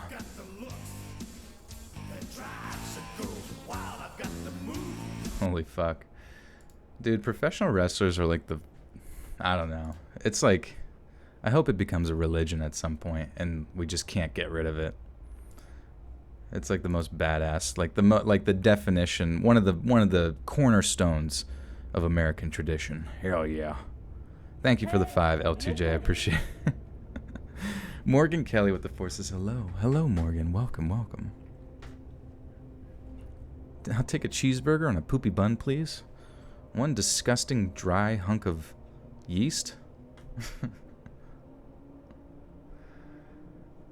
I started ignoring his messages and eventually removed him as a friend. When he came in for his coffee after this, he would ask for my number, wouldn't take no for an answer, and just generally made me uncomfortable. I started asking coworkers to serve him. My manager at the time refused to ban him from the store. I also learned that he used to send a past employee flowers and to do the same things to her.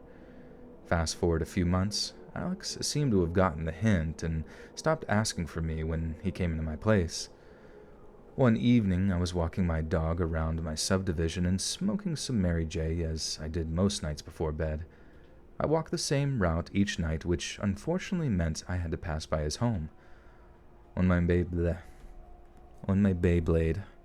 way to play Blade with my blends.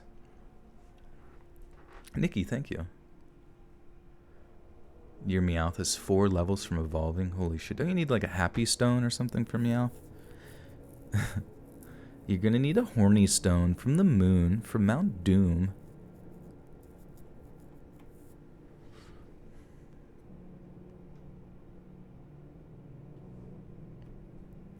I was kind of curious, like, what's like an individualized food that's got like everything you need in the food, that's got carbs, proteins, and, you know, lipids or, you know, fats. And I was thinking peanut butter is pretty much that, right? Where it's got like everything you need in one gloop. One scoopity gloop of peanut butter's got like mainly fat, little bit, half of that is protein, and then some sugars. Do I do drugs? No. Pizza. Pizza? I guess so. I guess pizza's, yeah, it depends on how much chicken you throw on top of it. That's a good idea, though. Potatoes. I don't know if potatoes have protein in it. Tacos, burrito, yeah. I guess, yeah, burritos. Egg, milk, and cheese. Hemp seed. Oh, hemp seed, interesting. I just meant like kind of like a generalized, I guess like most of the, yeah, butters, chunky peanut butters. 5-hour energy. Beans on toast, apparently.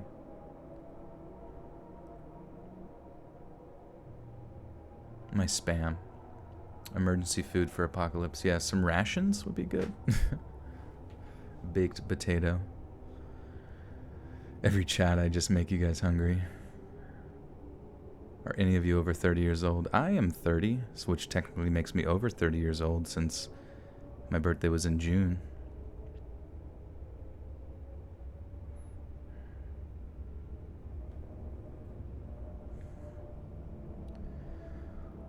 On my way back this night, I saw him out of the corner of my eye, coming out of his house with a baseball bat. He stood in his front yard for a few minutes, and then I could hear him starting to walk behind me, and I panicked. I was also high and unsure if I should be alarmed. Was this a time to panic? Some kids in the duplex across the street started banging on the window and making a bunch of noise. I was too scared to even look up at them. My dog started getting agitated, and I decided to just start running since I was only 2 minutes from home. I figured I could make it inside and lock the door. Alex must have been spooked by the noises and stopped following me. I'm very thankful for those kids who knew that situation did not look right and tried to warn.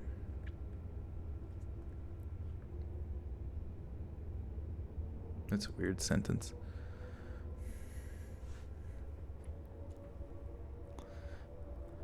That's weird. I don't know why. It just sounds weird calling like a grown man Alex. Like I just feel like when you're 45 to 50 years old, you're like Alexander or Mr. Creamy. I don't know, whatever the fuck your name is, your last name is. I feel like you can't really go by Alex anymore, or like, you know, hold like a skateboard behind your back. Like, how do you do, fellow kid? I don't know. It's a bit strange.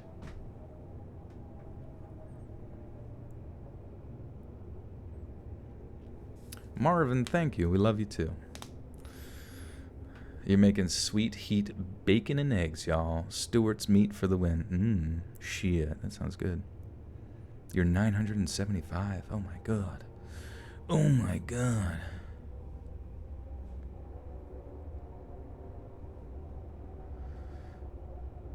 Your brother's name is Alex still. I guess, yeah. I guess, like, depending on the context of who's saying it, but, like, if you're, like, a young... Is it weird? Is that a weird thing to say or think? I don't know. I feel like if I'm, like, say I'm a student, and the person is a teacher who's 25 years older than me, I don't know if I'd want to call him Alex. I would call him Mr. Teacher Man. You have to legally change your name to Joel after 30. I know, it made it easy. I didn't really have to make a fuss of that.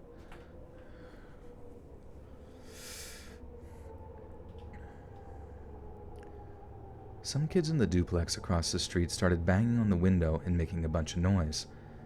I was too scared to even look up at them. My dog started getting agitated, and I decided to start running since I was only 2 minutes from home. I figured I could make it inside and lock the door.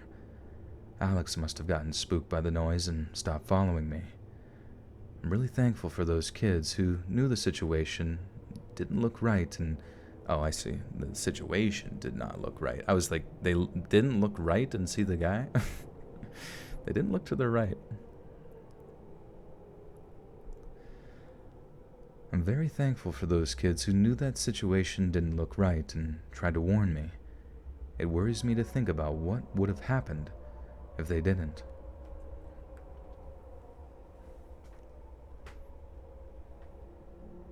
You have a kid's name, thank you. Well, no, I mean, as a woman, I would call a woman Alex, because I feel like, or Alexandra, whatever, you know, like, but there's something about, I just imagine, like, a 45 to 50-year-old man with a mustache, with a big old handlebar mustache, you know, and he's got a skateboard, maybe he's got a ripstick, and...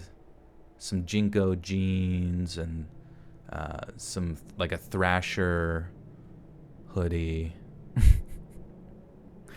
What brand, like what age demographic does Thrasher appeal to? Is that teen stuff? Like if you saw, like if a 45 to 50-year-old man wore Thrasher, would that be abnormal to see?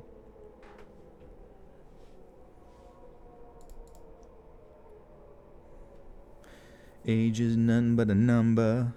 None but a number. Pappy? What's Pappy? Am I a grandpa? Teens. Oh, Thrasher's for teens. Okay. Is it gotta be like cool teens who like tech deck skateboard toys and have vert ramps for their fingers? Hey, Bryant, what's up?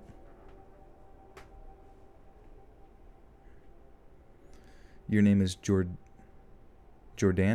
Is it Jordana or Jordan? And people always say that wrong. I throw Bartistas a little celebration when they get it right. That's fine. You dump the drink on them. Woo! You got it right.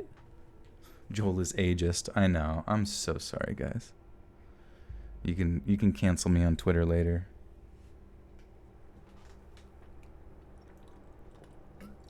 $50 in 2023. I think that's a good year to turn 50. Pappy equals daddy. Nice. The skateboarder kids. I wish I would have learned how to skateboard. The only shitty part about skateboarding is that, like, you're almost, like, guaranteed to, like, fucking break your wrist or some various bone, like, at least 2 to 3 times a year, you know? Like, I had and the one weird thing to me about, like, the skateboarding community is that it's, like, a pretty, like, athletically based activity, you know what I mean? What time? It's 12:38 a.m. here on the East Coast of the United States of America. But, like, it's a pretty athletic thing to be involved in, you know what I mean? Like, you can't really be out of shape to be, like, a good skateboarder. But the only thing that, like, I've always noticed with skateboarding is that, like, it sort of encourages this strange sense of, like, I don't want to say hooliganism, because that's certainly not what I'm trying to label skateboarders as, but it sort of encourages, like, younger kids to, because there's other, like, subdivision aspects of like, cultures involved in it, like doing drugs, drinking Monster energy drinks, wearing Vans. I guess that's not very nefarious at all or anything like that. And breaking bones. What the fuck, skateboard? Chill out, right? Skateboarders are hot. Secular millennial. Whoa, dude. He's secular and a millennial? He must know everything about everything. He must get on reddit.com. You have scars on your knees from skateboarding, but I never go to a skate park because the community isn't very nice to people who aren't very good. Well, it's funny, like, around here on the East Coast, I'll see kids, like, riding skateboards and stuff, but they're all so bad at it. And I'm not, I don't know how to, I would be bad at it too, but it's weird, like, knowing that there's this activity that on the West Coast, kids fucking are dominant at like, I want to say probably like 12. They're, like, already, like, Tony Hawk doing, like, a 900 into a Christ Air, you know what I mean? And but, like, on the East Coast, I feel like it's something that people just kind of like, I'm gonna ride this to class and hopefully get a girlfriend or something, but then they just look like a little baby learning how to ride a bike. And you remember the MTV show called Scarred? Oh, I remember that. It was like they would show them just, like, fucking themselves up and, like, crashing and, like, breaking their neck and stuff, and then they're like recovery or something. You got the big brains on Reddit? Good. We're all on there. I probably argued with you on there earlier today.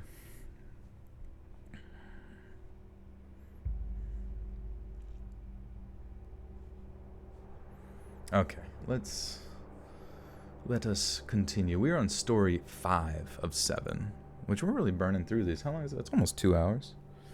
Almost been 2 hours a bit. Your brother was a good skater. I mean, Alex was pretty good too, but Aaron worked harder at it. Yeah, it's weird. Like, at what age too, like, do you take that huge skill that you learned being a skater and just stopping? Do I know Corpse? I know Corpse. Mr. Corpse husband. I see he's doing video game videos now, which is cool. Read slower? I don't think I could read slower, honestly. Am I Florida man? No, I'm not Florida man. I'm not all jacked up on crack.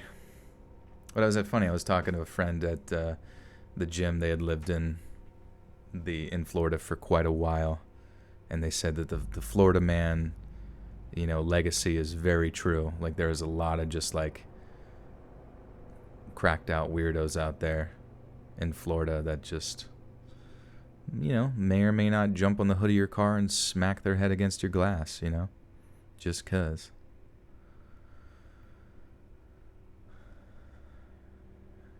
40s still skateboard. Yeah, I feel like I live in like a yuppie area where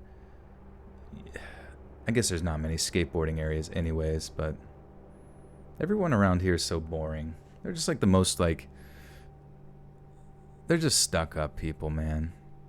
Like you can get to know them, they'll be nice or whatever and they'll help you out, but it's just like I feel like it's like a, even though I don't know, it's like a retirement community essentially. It's boring. Your parents kept buying you broken boards. That was the plan the whole time. The only way they could keep you safe was giving you scuffed gear.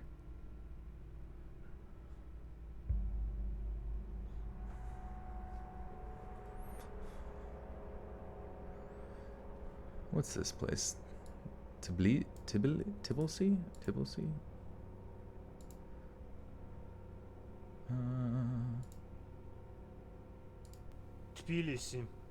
Tbilisi? Oh, it literally is pronounced like how it's spelled. That's interesting. You ever look at mugshots from Florida? I haven't. That would be a good new video. I was living in Tbilisi a few years ago, the capital of the Republic of Georgia. Shit. Why does my voice have to crack at the most inopportune time? Like, I like Among Us, but like, maybe it's the antics. Maybe people like the antics that people get into when they play and shit, because of like all the big time personalities, you know. What's my favorite Paramore song? I think you can guess. But like, I feel like I'm only good for maybe like 3 rounds of Among Us, and then I'm like, okay, I get the idea. Thanks, guys. And then I go back to playing solitaire by myself with no friends. Do people steal the wanted posters for their college dorm? That would be interesting. Joel is the green dude from Among Us. Yeah, I'm always suspect. I think sus stands for resuscitated. I was resuscitated.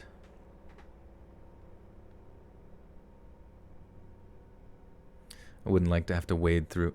Well, like, I feel like Among Us is pretty simple.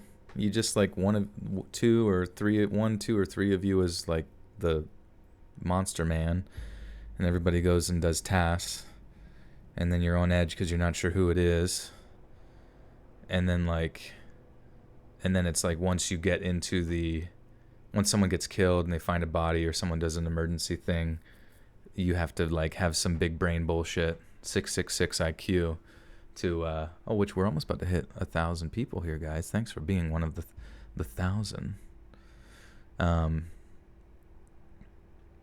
You know, you almost have to be unpredictable, man. You have to play head games with them, dude. You know, and I don't know. Like, I feel like I could maybe do that with some friends that I'm familiar with, but I have to go into like a random game. I guess in that game you would be like unpredictable as well.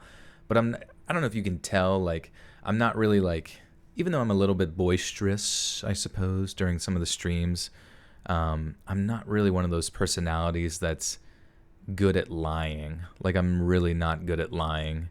And, you know, not really like a huge fan of like just going through the rigmarole of like trying to convince people that I'm not something.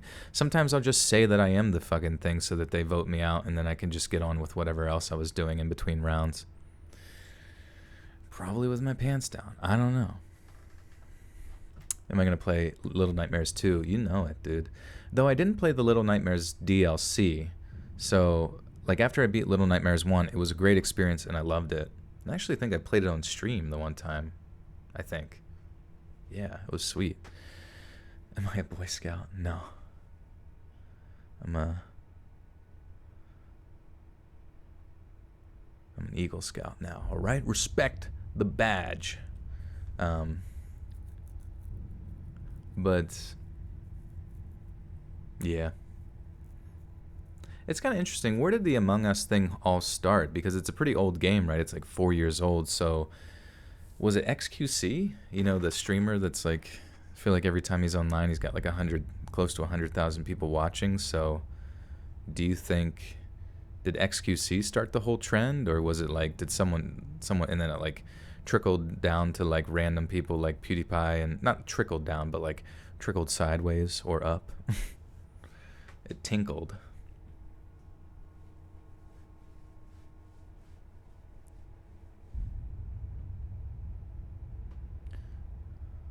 Getting ready to start Little Nightmares 2? Is that out? Wait, is Little Nightmares 2 out? When's it come out? 2021. Oh, it's not out till next year.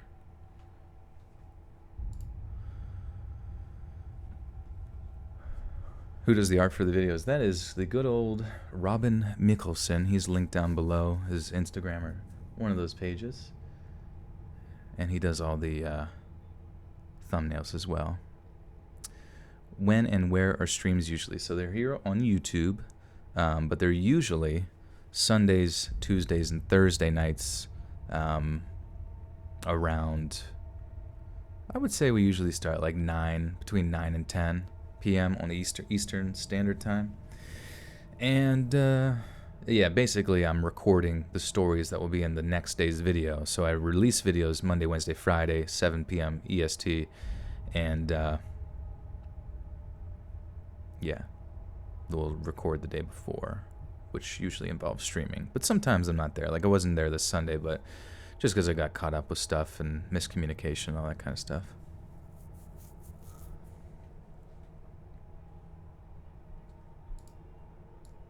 Fuck, I forget how to say this place again. My brain doesn't work. Apparently I don't have 666 IQ. Tbilisi. Tbilisi.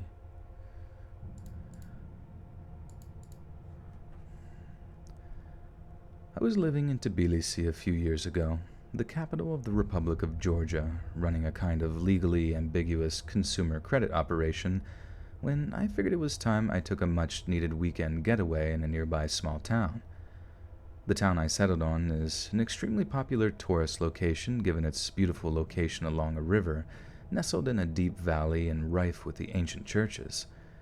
With many options for potential guest houses, hotels, and rentals, I decided to not book in advance and to just traipse? Traipse.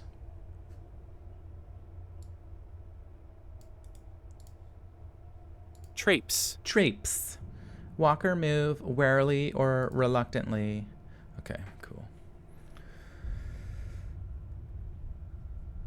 With many options for potential guest houses, hotels, and rentals, I decided to not book in advance and to just traipse around until I found something appropriate.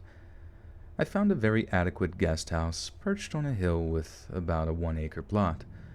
Upon entering the guest house, I was greeted in typical Georgian fashion by an incredibly hospitable woman in her 60s to 90s.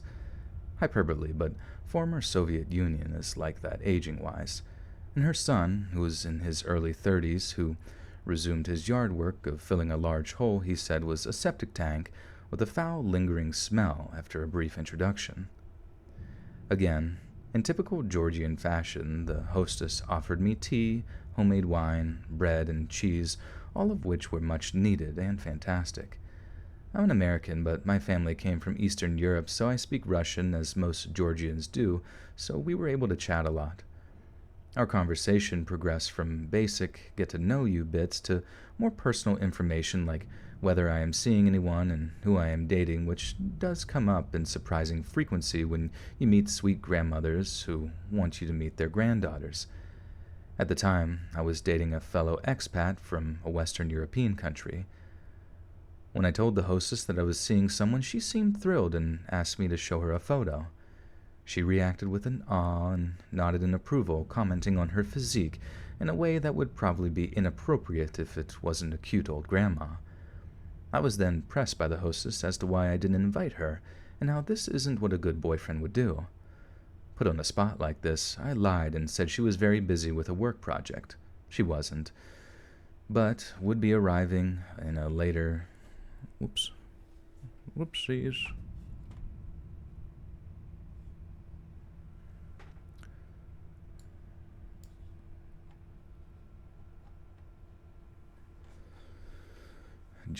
Where Joseph Stalin's birthplace is Tbilisi. I feel like that's a weird thing to know, but okay.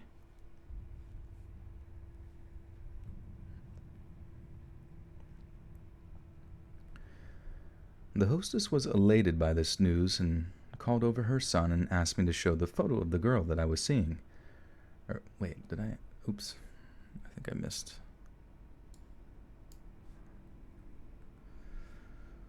Put on the spot like this, I lied and said she was very busy with a work project. She wasn't, but would be arriving later in the evening. Didn't ask. The hostess was elated by this news and called over her son and asked me to show the photo of the girl I was seeing. Early in our conversation, it was established that I don't speak in Georgian. The son saw the photo and affirmatively nodded and spoke in Georgian to the hostess briefly and then turned to me with a beaming smile and thumbs up and said in English, "Very pretty, you lucky brother." He then in Russian asked if I texted her to invite her. I lied and said I did text her and reiterated that she was arriving in a few hours. It was around 4 p.m. at the time in a beautiful golden hour glow that lit up the surrounding mountains and valley. The son said he will join us and asked if I'd like cha-cha. Cha-cha? Cha-cha? I'll just say cha-cha. It seems like cha-cha. Do the cha-cha now, y'all.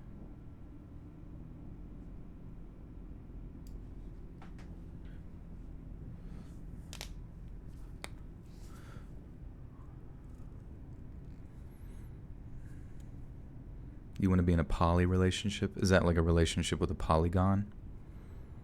Like a three-dimensional shape? Like the things they use to make like computer video game characters? You want to date a video game character? That'd be cool. The son... Why did I say that like that? I don't know why. The son said he will join us and asked if I like cha-cha. Cha-cha is the very strong national liquor of Georgia, ranging from 30 to 75% alcohol content and made from distilled grapes. I've become quite the savant of cha-cha, and despite some strange feelings about their fixation on the female visitor, I obliged. Cha-cha is not for the weak-hearted, but I was very used to consuming it at the time. I should have paid more notice to the very intentional placement of the shots he filled for us, but I pushed those misgivings aside and had the shot after a very shit. My anime crush. Probably Nurse Joy, maybe? Oh, it's a relationship with Polly Pocket. Okay. 2D girls versus 3D girls. Whew. It's a tough choice. It's a tough choice. Been trying to cut a hole into my television for years. My parents were not a fan of that. Don't ask why. Don't ask why. I should have paid more notice to the very intentional placement of the shots he filled for us, but I pushed those misgivings aside and had the shot after a very traditional toast. Around 20 minutes later, I felt exhausted and ill and excused myself to my room, saying I needed a quick nap. Walking to my room, I knew something was amiss. As mentioned in the beginning, I was fronting a questionable business and did have a firearm in my bag and made a mental note to take it and put it under my pillow, but, as one can imagine, it isn't easy to remember things even on short term when apparently drugged. Despite failing to collect my weapon, I did close my blinds as the afternoon sun was blaring into the room and I wanted darkness. Passing out at around 4:30 p.m., I awoke to darkness at 4:45 a.m. with a raging headache. My window shades were partially open despite me closing them before passing out. They were open with about 2 feet of space visible to the outside. My bags were not in the position I left them, and the television was on and on high volume despite me never using it, and the door was only partially closed. I peered out the window and didn't see anything, so I quickly went to my bag, retrieved my firearm, and went to the bathroom with the intention of calling my coworkers or a driver to pick me up. I had no self-service and no Wi-Fi despite having perfectly fine reception the day prior. I went back to bed with a weapon under the pillow with zero desire or inclination to fall back asleep. After an hour or so of pretending to be asleep, I saw the sun peer through the window to get a look inside. At this point, I was certain it was not my imagination playing tricks on me and that I was in trouble.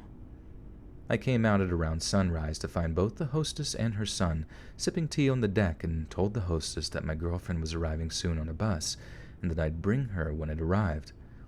I grabbed my backpack and left my other bag to give the impression I wasn't fleeing. Got service immediately after leaving the property and called a partner to pick me up.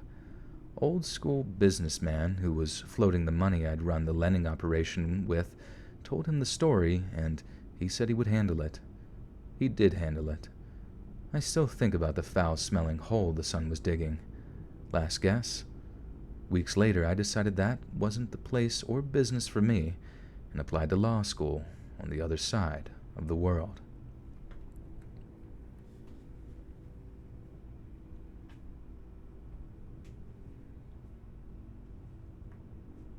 Will I go out with you? Where are you going to take me? Better take me out for lobster and steak and fucking ice cream and ice skating and ice fishing and ice cubes, the rapper, like a live show, and Vanilla Ice, also his show, same night. Not her. That you're gonna have to get them to coordinate. It's the only way. It's the only way. It's the only way. To date, let's read. He has such specific stipulations. Oh, Angry Orchards. Orchard. Is it Orchard? Orchard. Sorry. Angry Orchard Cider. Rollerblading.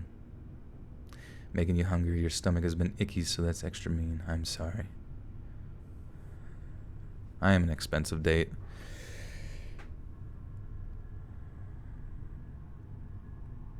Gotta lube me up. Gotta really lube me up. Gotta earn it. I ain't cheap. I ain't no holla back girl.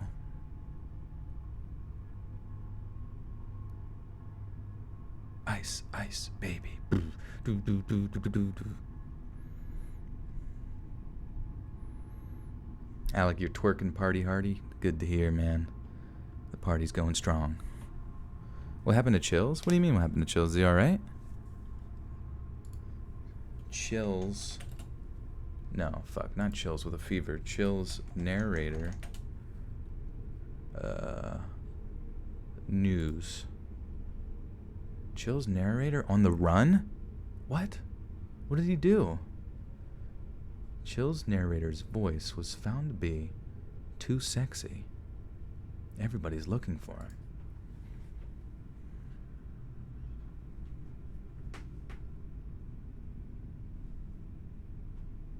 Half a hollaback girl.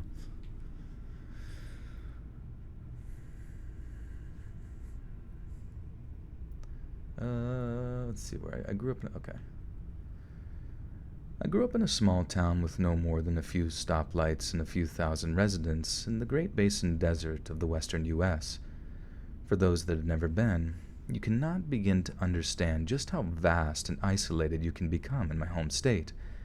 It's a breeding ground for strange people to hide out from the law, keep to themselves, and do whatever it is they want to remain secret. As someone who frequently spends days exploring isolated vast stretches of desert, hours away from cell service in some cases, I unfortunately have a few stories where I was held at gunpoint, or thought I was going to be taken. But those for another time. This is my earliest encounter with someone I wish I never met. The valley where this story takes place is where they found a family murdered just a few months prior to my encounter. I didn't know this at the time, and while probably not connected, it gives you a feel for what happens in the desert.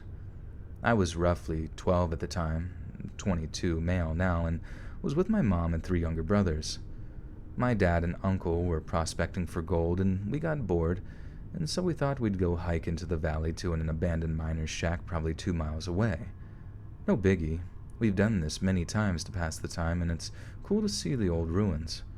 Note, my dad and uncle had the pistols. We didn't. Wait. Oh, I see.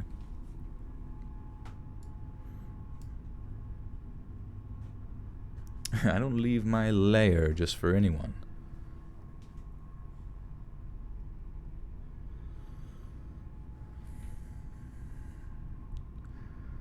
Note, my dad and uncle had the pistols, but we didn't.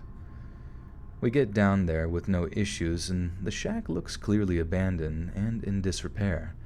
It looks to be from the 1930s and is kind of resting on a small hill with a dirt road leading to it. We go inside to explore, and all is good, till I see on one of the old shelves brand new canned goods, fresh paper wrappers and all.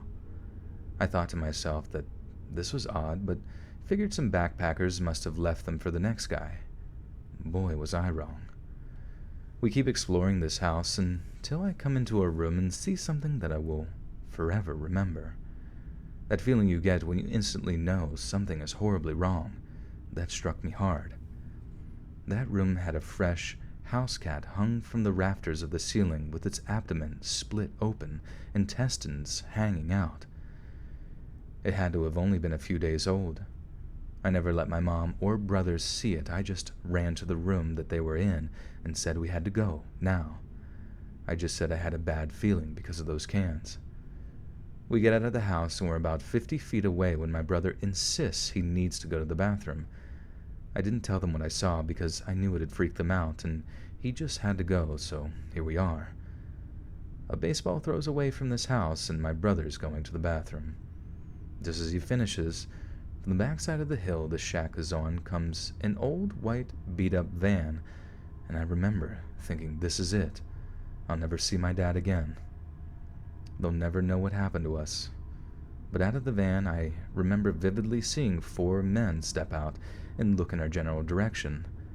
I picked up my youngest brother and my mom and the other 2 brothers. Whoops.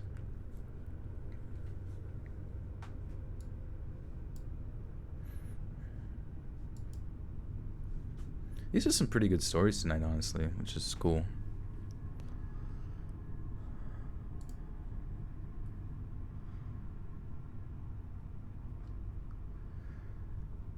I picked up my youngest brother, and my mom and the other 2 brothers all took off running. I never felt more scared in my life. I didn't dare look back to see if they were trailing after us. I couldn't make myself. But after what felt like forever. 1,000 people in the house, baby. It's cool to get 1,000 people watching, honestly. You need a girl. I don't know, sometimes people say, like, I need a girl, like, real bad, and they feel sad about it, but, like, do you ever, like, think about it this way? A lot of the times, not all the time, and I know you're looking for the right girl. Same way, you know, a girl's looking for the right guy. But not all relationships end up peachy keen, you know what I mean? So, in some ways, you not being in a relationship is actually kind of a blessing for yourself, because you're not in a situation that causes you a ton of stress all the time. You know what I mean? Like, a lot of people that I know are like stuck in relationships, and they like can't get out of them, or they're just like stressed about it all the fucking time, and it's weird. It's weird. They like almost like force themselves to be a part of it, or like deal with an incredible amount of like crap, you know what I mean? Yeah, you know, Shane, that's a good point. You need to figure yourself out first. Like, be happy being who you are, better yourself, you know what I mean? Especially from either perspective, really. Like, just better yourself. Just be the best person you can be, and you will attract someone of that caliber, if not better, you know what I mean? This is just Joel's dad advice, you know? Because I've just seen so many people put themselves in like shitty scenarios that they're just trapped because of relationships, and it's no fun, dude. It's no fun sometimes.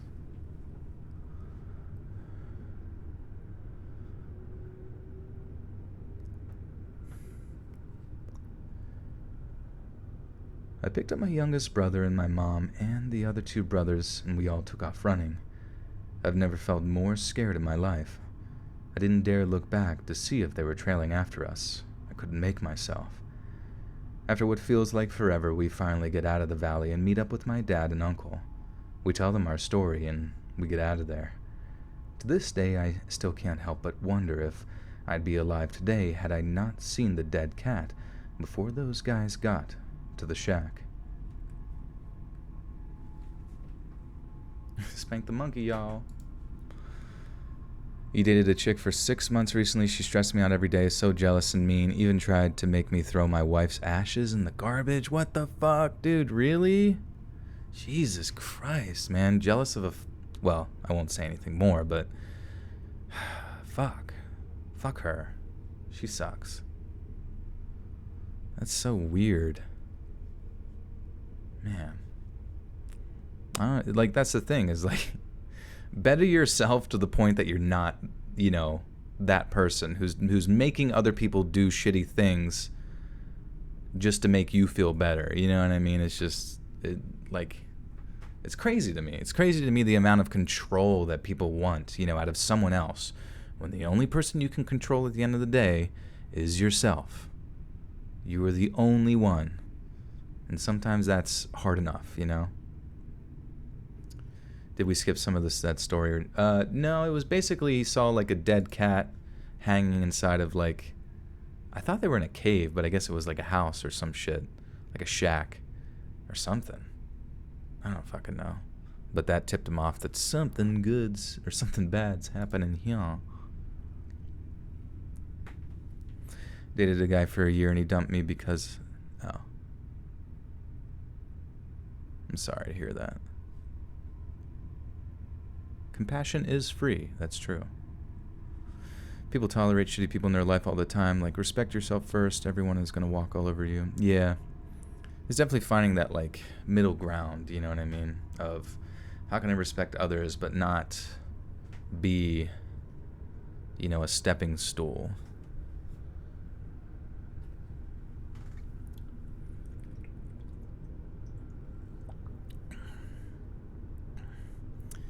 Can you just date for the fun of it first and later decide if you want more? Yeah, you know, fuck it, dude. I mean, go. That's what dating's for, you know. You know, some people like really hardcore. Like as soon as they meet someone, they're like talking about marriage and blah blah blah. Oh my god, I love you so fucking much. I want to suck your toes, which is fine, but it's like if the other person's like not on board with that, you can scare somebody away pretty fucking fast, and. You know, just have fun. Just get to know somebody, you know what I mean? Don't throw every part of your being into somebody and get, like, legally bound to somebody because of, you know, your heightened emotions and all that kind of stuff. Like, it's, like, at the end of the day, you know, the honeymoon phase will end and you have to, like, you're going to have some, like, aspects of you that are in common, or at the very, very least, you know, like work well as a team, you know what I mean? I don't even know. Hopefully you're bestie frenzies. But hopefully you're bestie frenzies. But I don't even know. Drew says, I would like a relationship. I honestly want a woman who's beautiful on the outside. However, outer beauty shouldn't matter to me. What matters is inner beauty, intelligence, kindness, etc. Yeah, I love girls that have a lot of etc. A real thick etc. You know what I mean? Tinder ruined dating. I do have Tinder, but I literally have like negative success on it. I don't even use it really anymore because it's just like such bullshit. Well, in the sense of like, I just don't like, I don't know. I think I have shitty pictures, honestly. Just like very like lazily thrown together, and I'm like, I suck toes, or some shit. I don't actually say that in my profile, but.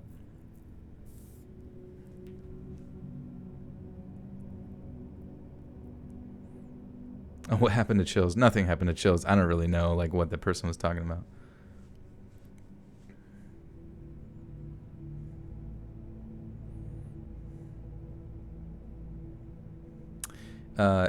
L2J, that's Something I've heard said many a time before. I don't know. The toe sucking meme is just funny to me. I just like saying it because it's like such an extreme thing, such a weird, extreme thing to go to. So, gotta go there instantly, you know. He's got a thing for sucking toes, you know. It's just a thing. It's a thing he says. He's one and the same. He's gonna change his channel name to Toe Sucker. Hey.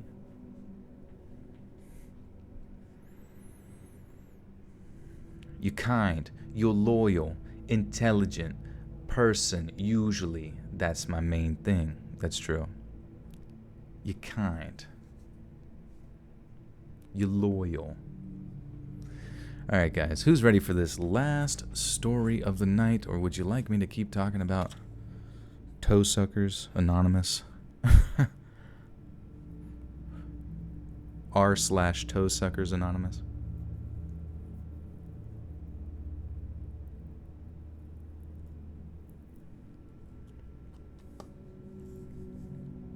You suck the whole foot, or if you can't get the whole foot in your mouth, man, not even worth it. Not even worth getting involved with that person.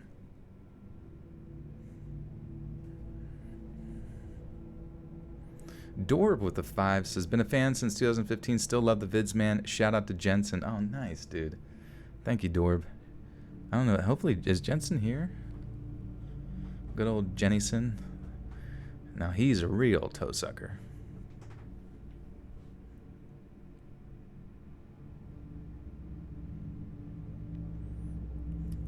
The foot fetish support group. You want my OnlyFans? Only air conditioners. Hey, listen. Steve says, I went home with a lady. She took off her shoes and waved her feet in my face. They were filthy. I didn't suck toe. She threw me out. Jeez. That's some hard standards there. Dear God. Yeah, I don't. It grosses me out because I'm like, why the fuck are you sucking on toes that look like they just got done driving a Flintstones car? You know what I mean? They had to use their heels as brakes. Like, that shit's disgusting. Low-key freak. He's a low-key freak. The new rap song by Chills. He's a low-key freak. Whoa. He's sucking on toe. Watch him go. He gonna blow. Alright. We're moving on.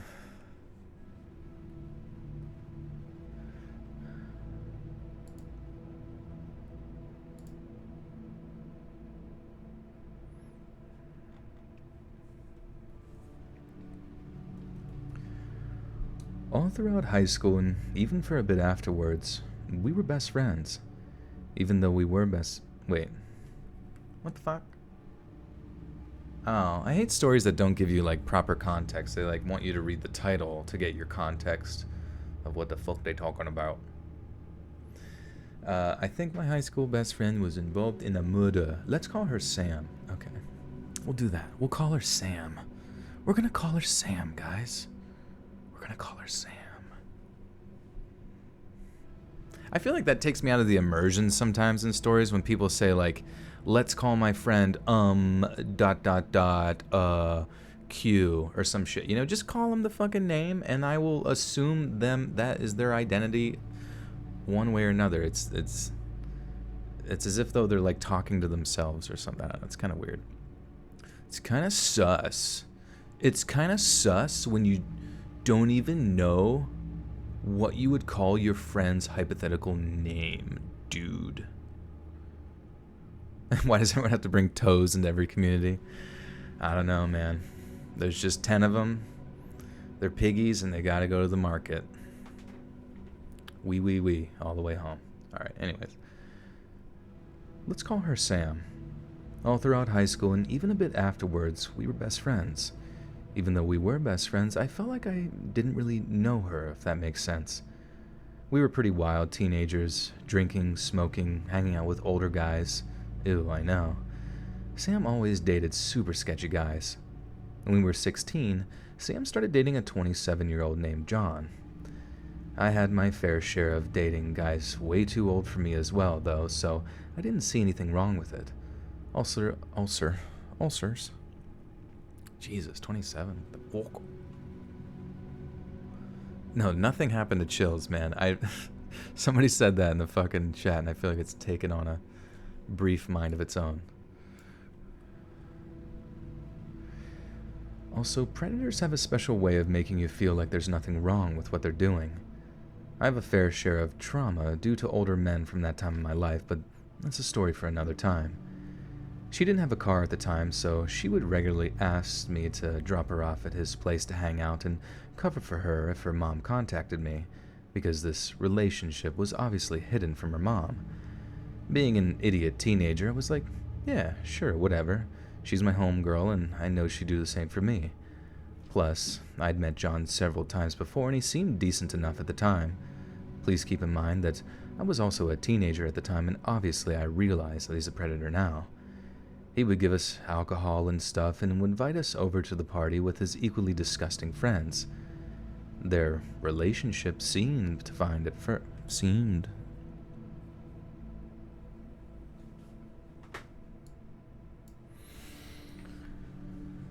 People are concerned for chills. Jensen, what happened to chills?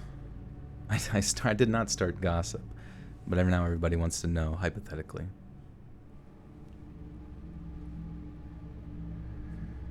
Their relationship seemed fine at first, but it turned toxic within a few months. I mean, duh, he was a grown man manipulating a little girl. He would constantly demand to track her phone location and control what she wore. He also cheated on her multiple times, but she always stayed. During the time this happened, I stopped driving to her.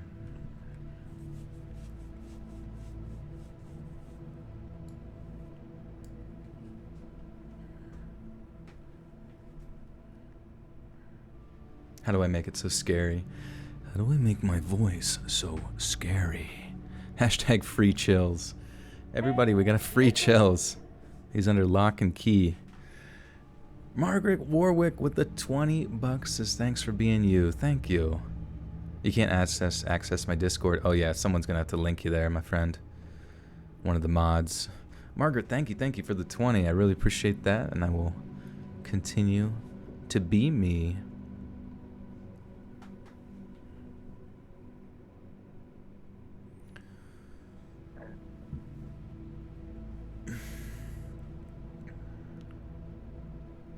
Sorry, I feel like I got a burp, but I like...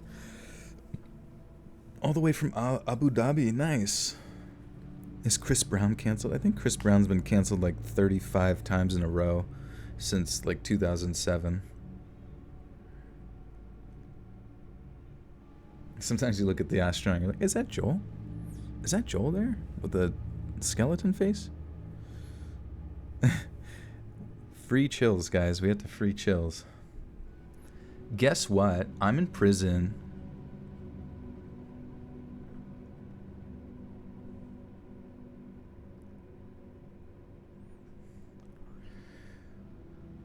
During the time this happened, I stopped driving her to see him. One time, she called me begging me to drive her to see him. I said no. She went on to explain that he was drunk, and if I wouldn't, then he would pick her up, and if they got into a crash due to drunk driving, it would be my fault. So, I drove her to his house. I was furious with John at this point for hurting my best friend and had a rebellious teenage give-no-f's attitude, so as soon as I walked into his house to drop Sam off, I started screaming at him for being a manipulative POS. I started screaming at him for being manipulative. His response, and the dark, twisted yet emotionless look in his eyes, still gives me chills to this day. I could break your neck so easily. Thankfully, I was standing right by the front door, so I ran out to my car and immediately sped off. The next couple of years are kind of fuzzy. Also, I asked Sam to stop talking to me about John because I was sick of hearing about him, but basically they were constantly breaking up and getting back together. Sam dated a string of other guys, but would always cheat on them with John. When we were 18, This is when things started getting progressively weirder, and I started to distance myself from Sam because of it. Long story short, Sam had a new boyfriend who she seemed crazy about, and I was so relieved because she finally seemed over John. Then, she heard through the grapevine that John got engaged, and she became irate. We were hanging out when she heard the news, and she was like, "I just have to go home and process this." So she immediately left, and I was like, whatever, I'll give her space. She calls me a few hours later and was talking super fast and laughing a lot. I was like, "You good?" And she responds, "Yeah, I just broke into John's apartment and smashed all of his stuff. I know that I have this new guy I'm dating, but I've been hooking up with John still. Don't hate me, and I'm sorry I didn't tell you. But anyway, I feel so great. I broke his TV and cut up all of his sheets. Too bad John and his fiancée weren't home." I'd never seen her act like this before, and was so alarmed. What would she have done if they were home? The break-ins was never reported to the police because she told John it was her, and if he went to the police, John's fiancée would likely have found out that he was cheating on her with Sam. Now, at this point, a smart person would completely cut her off, but I didn't. I stopped hanging out with her as much, and we naturally grew a bit distant because... Oops.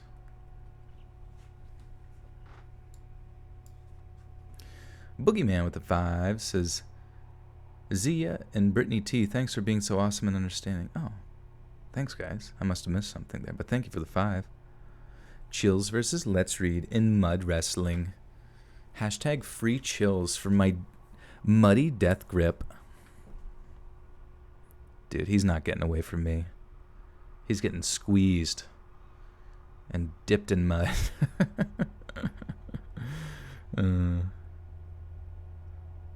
Dipped him in my mud pit. Yeah, I was on the astronaut train way before Among Us.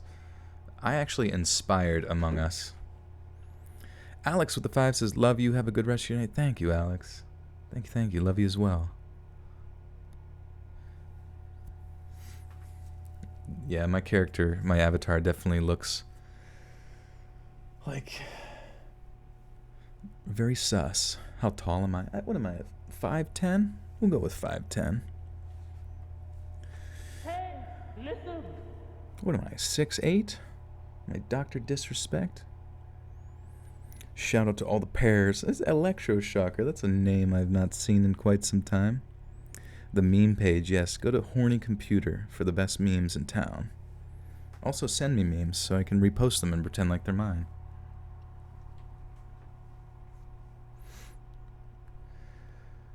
I stopped hanging out with her as much, and we naturally grew a bit distant because I had moved across the country for college, but we would text and FaceTime every couple of weeks. So at this point you're probably thinking, okay, so what about the murder? Hang tight. Wait, fuck. I feel like that gives it away. Vote Joel, he looks sus. I look resuscitated. I'm always the first victim because I kind of just stand there and wait to die. Nikola Tesla's completed with Thomas Edison, the Wizard of Menlo Park. Edison thought that Tesla was Ming the Merciless and Flash Gordon. Tesla was a channeler. Man, what the fuck are you talking about?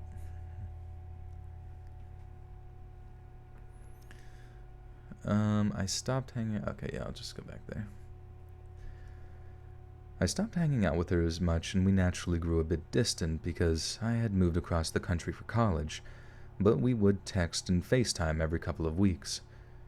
In 2018, John's fiancée was found dead.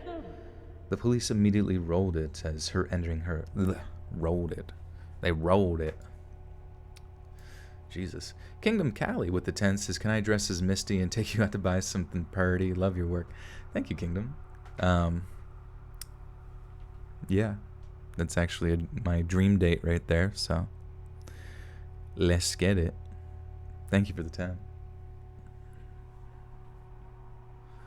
What do I look like? I think... what do I look like, guys? Am I human? Am I a human? In 2018, John's fiancée was found dead. The police immediately rolled it Why can I say that word? Ruled? King Cruel? Oh yeah, Alec. Also, when getting them, quick, easy tip. Just because there was a lot of like accidental. Actually, we'll talk later, bro. We'll talk later. Easy peasy, bro. Thank you. Appreciate that though. Good looking out. I look like a book. I look like a skeleton with rotting flesh. I look like a human male. Necrotic, what's up?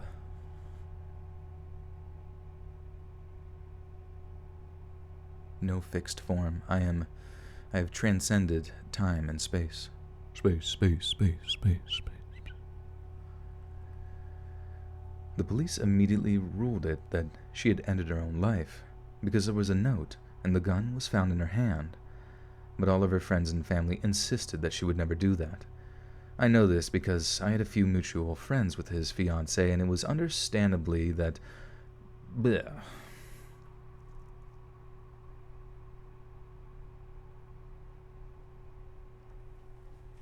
Ever watch the English dub of Ghost Stories that's streaming on Verve and Crunchyroll? You're welcome. Yeah, is that the one that's funny? Because I really want to watch that, actually.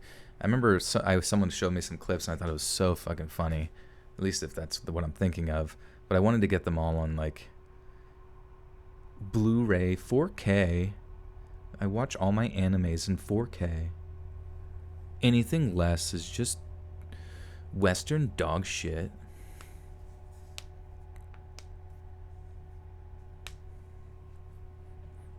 What does Pradeep look like? He is a shadow in the night. It should have been on Adult Swim. Oh, that would have been so perfect. That would have been actually amazing. Do I like Paranormal Activity movies? I think I saw the first one. And then after that, there was like, it kind of became a meme. And I was like in school, so I just kind of like missed them, you know? But, you know, I don't know if I'm honestly a fan of the whole like found footage style of directing, especially like subsequent sequels. Just kind of like, it just doesn't excite me as much as it did when in its novelty, I suppose.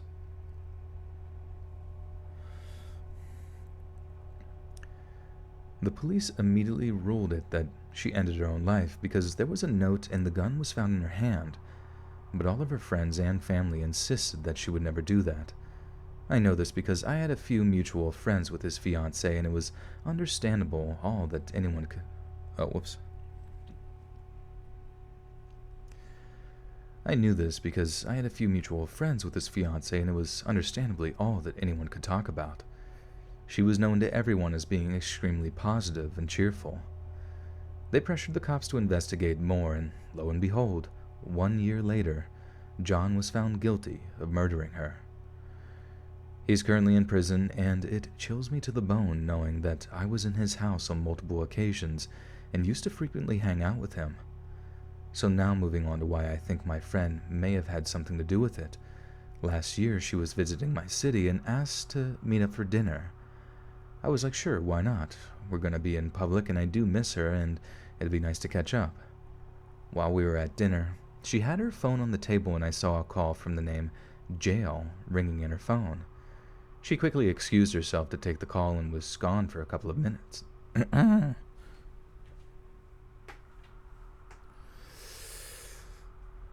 Bold of me to assume I have a car. That's hilarious, actually. Well, little do you realize I'm streaming from my car right now, and it's all I own. Well, we own payments. Will I be your best man? I guess so. Sure. That'd be cool. Just like show up, your family's like, who the fuck is this? Oh, that's the guy who reads scary stories on YouTube. Oh. Alright.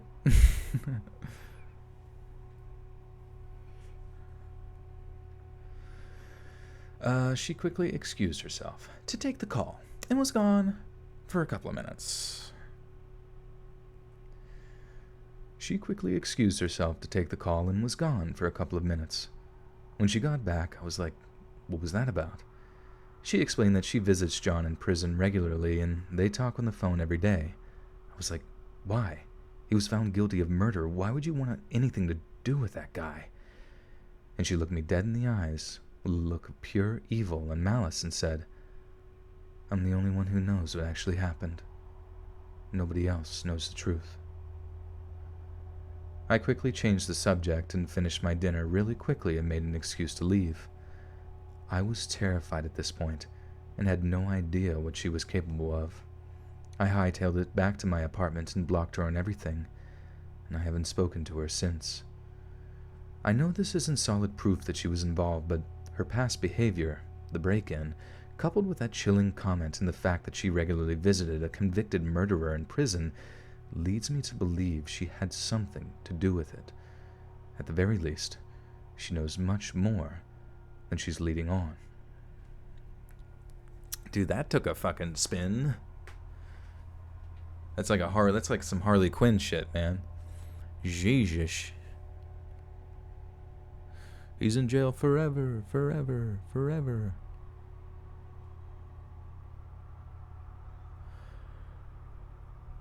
My OnlyFans. I actually have a fans only, so if you guys go to fansonly.com, you'll find me on there. Just type Joel. fansonly.com/Joel. Just kidding, don't go there. I don't know where that will lead you.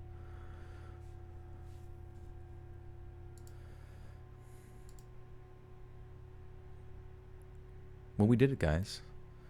We are through another stream, another set of stories, another really drawn out joke about sucking toes and things like that. So thank you for dealing with that.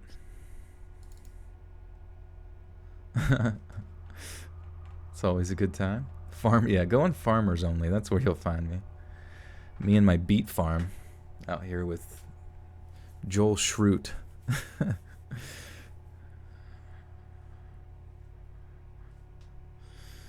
Only feet on Only Farmers. Oh, Pradeep's going nuts out there, dude. Meow, meow. I'm dying out here in this comfortable hallway. If only I could be smushing my face into your legs and scratching on a chair. Twink and Hunk. Oh my god. What's up? It's me, Twink. And it's me, Hunk?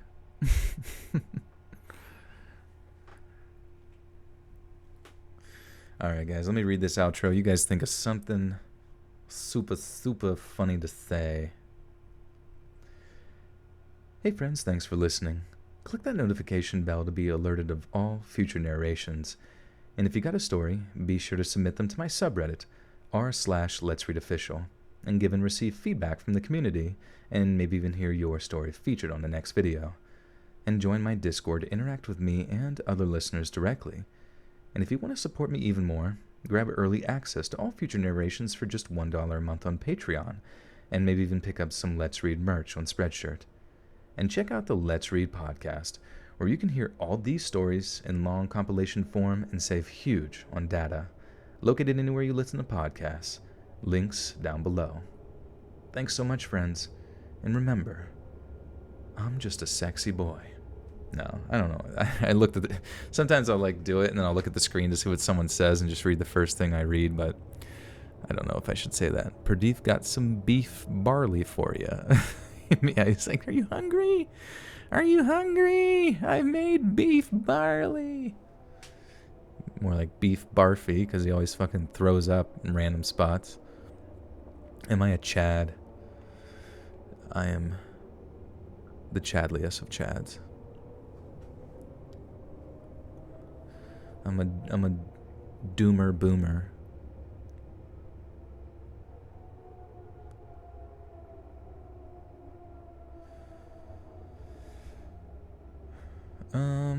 Pickled weasels and chicken bread. That's a good combination of food I've eaten.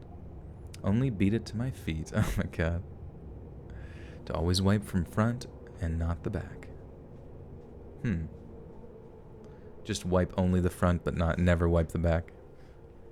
What if you were a Chad? What if you were a guy named Chad that lived in the country Chad? And you were a Chad. That would be interesting.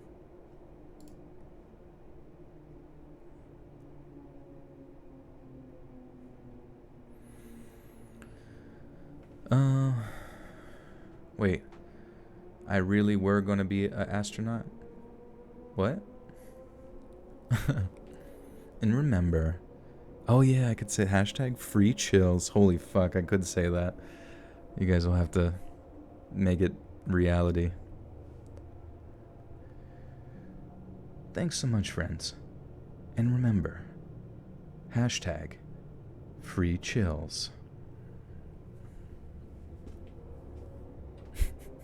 It's the only way I can get attention to my channel is by hashtagging another person. Red, oh yeah, red is always sus. Red is always resuscitated.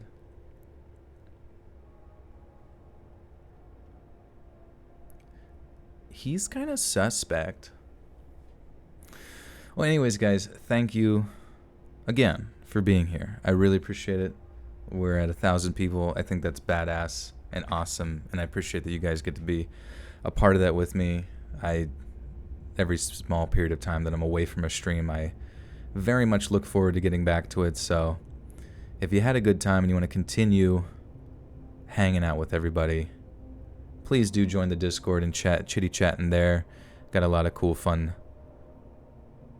things going on in there, such as cool art, conspiracies, video games, and hashtag free chills. But yeah, I'll be editing this together. I'm going to get it out first on Patreon. Good old Patreon, only $1 a month over there if you want to support and get some early access downloads on the MP3 files. No music, no nothing, just hardcore reading action. XXX reading. Well, not actually, but I think I'd have to mark that on Patreon if I did that, but I know people were begging for it. But yeah, follow me on Twitter, Let's Read Creepy. Follow me on Instagram, Let's Read.official. I wish they were all just the same fucking name. It'd be so easy. And then follow my meme page at Horny Computer. It'll be the least of your regrets tonight, so I'd say go for it. But anyways, this will be out tomorrow at 7 p.m. Eastern Standard Time, or today rather, since it's almost 2 a.m. here. Pradeep is smacking his face against the door to get in, so I must depart.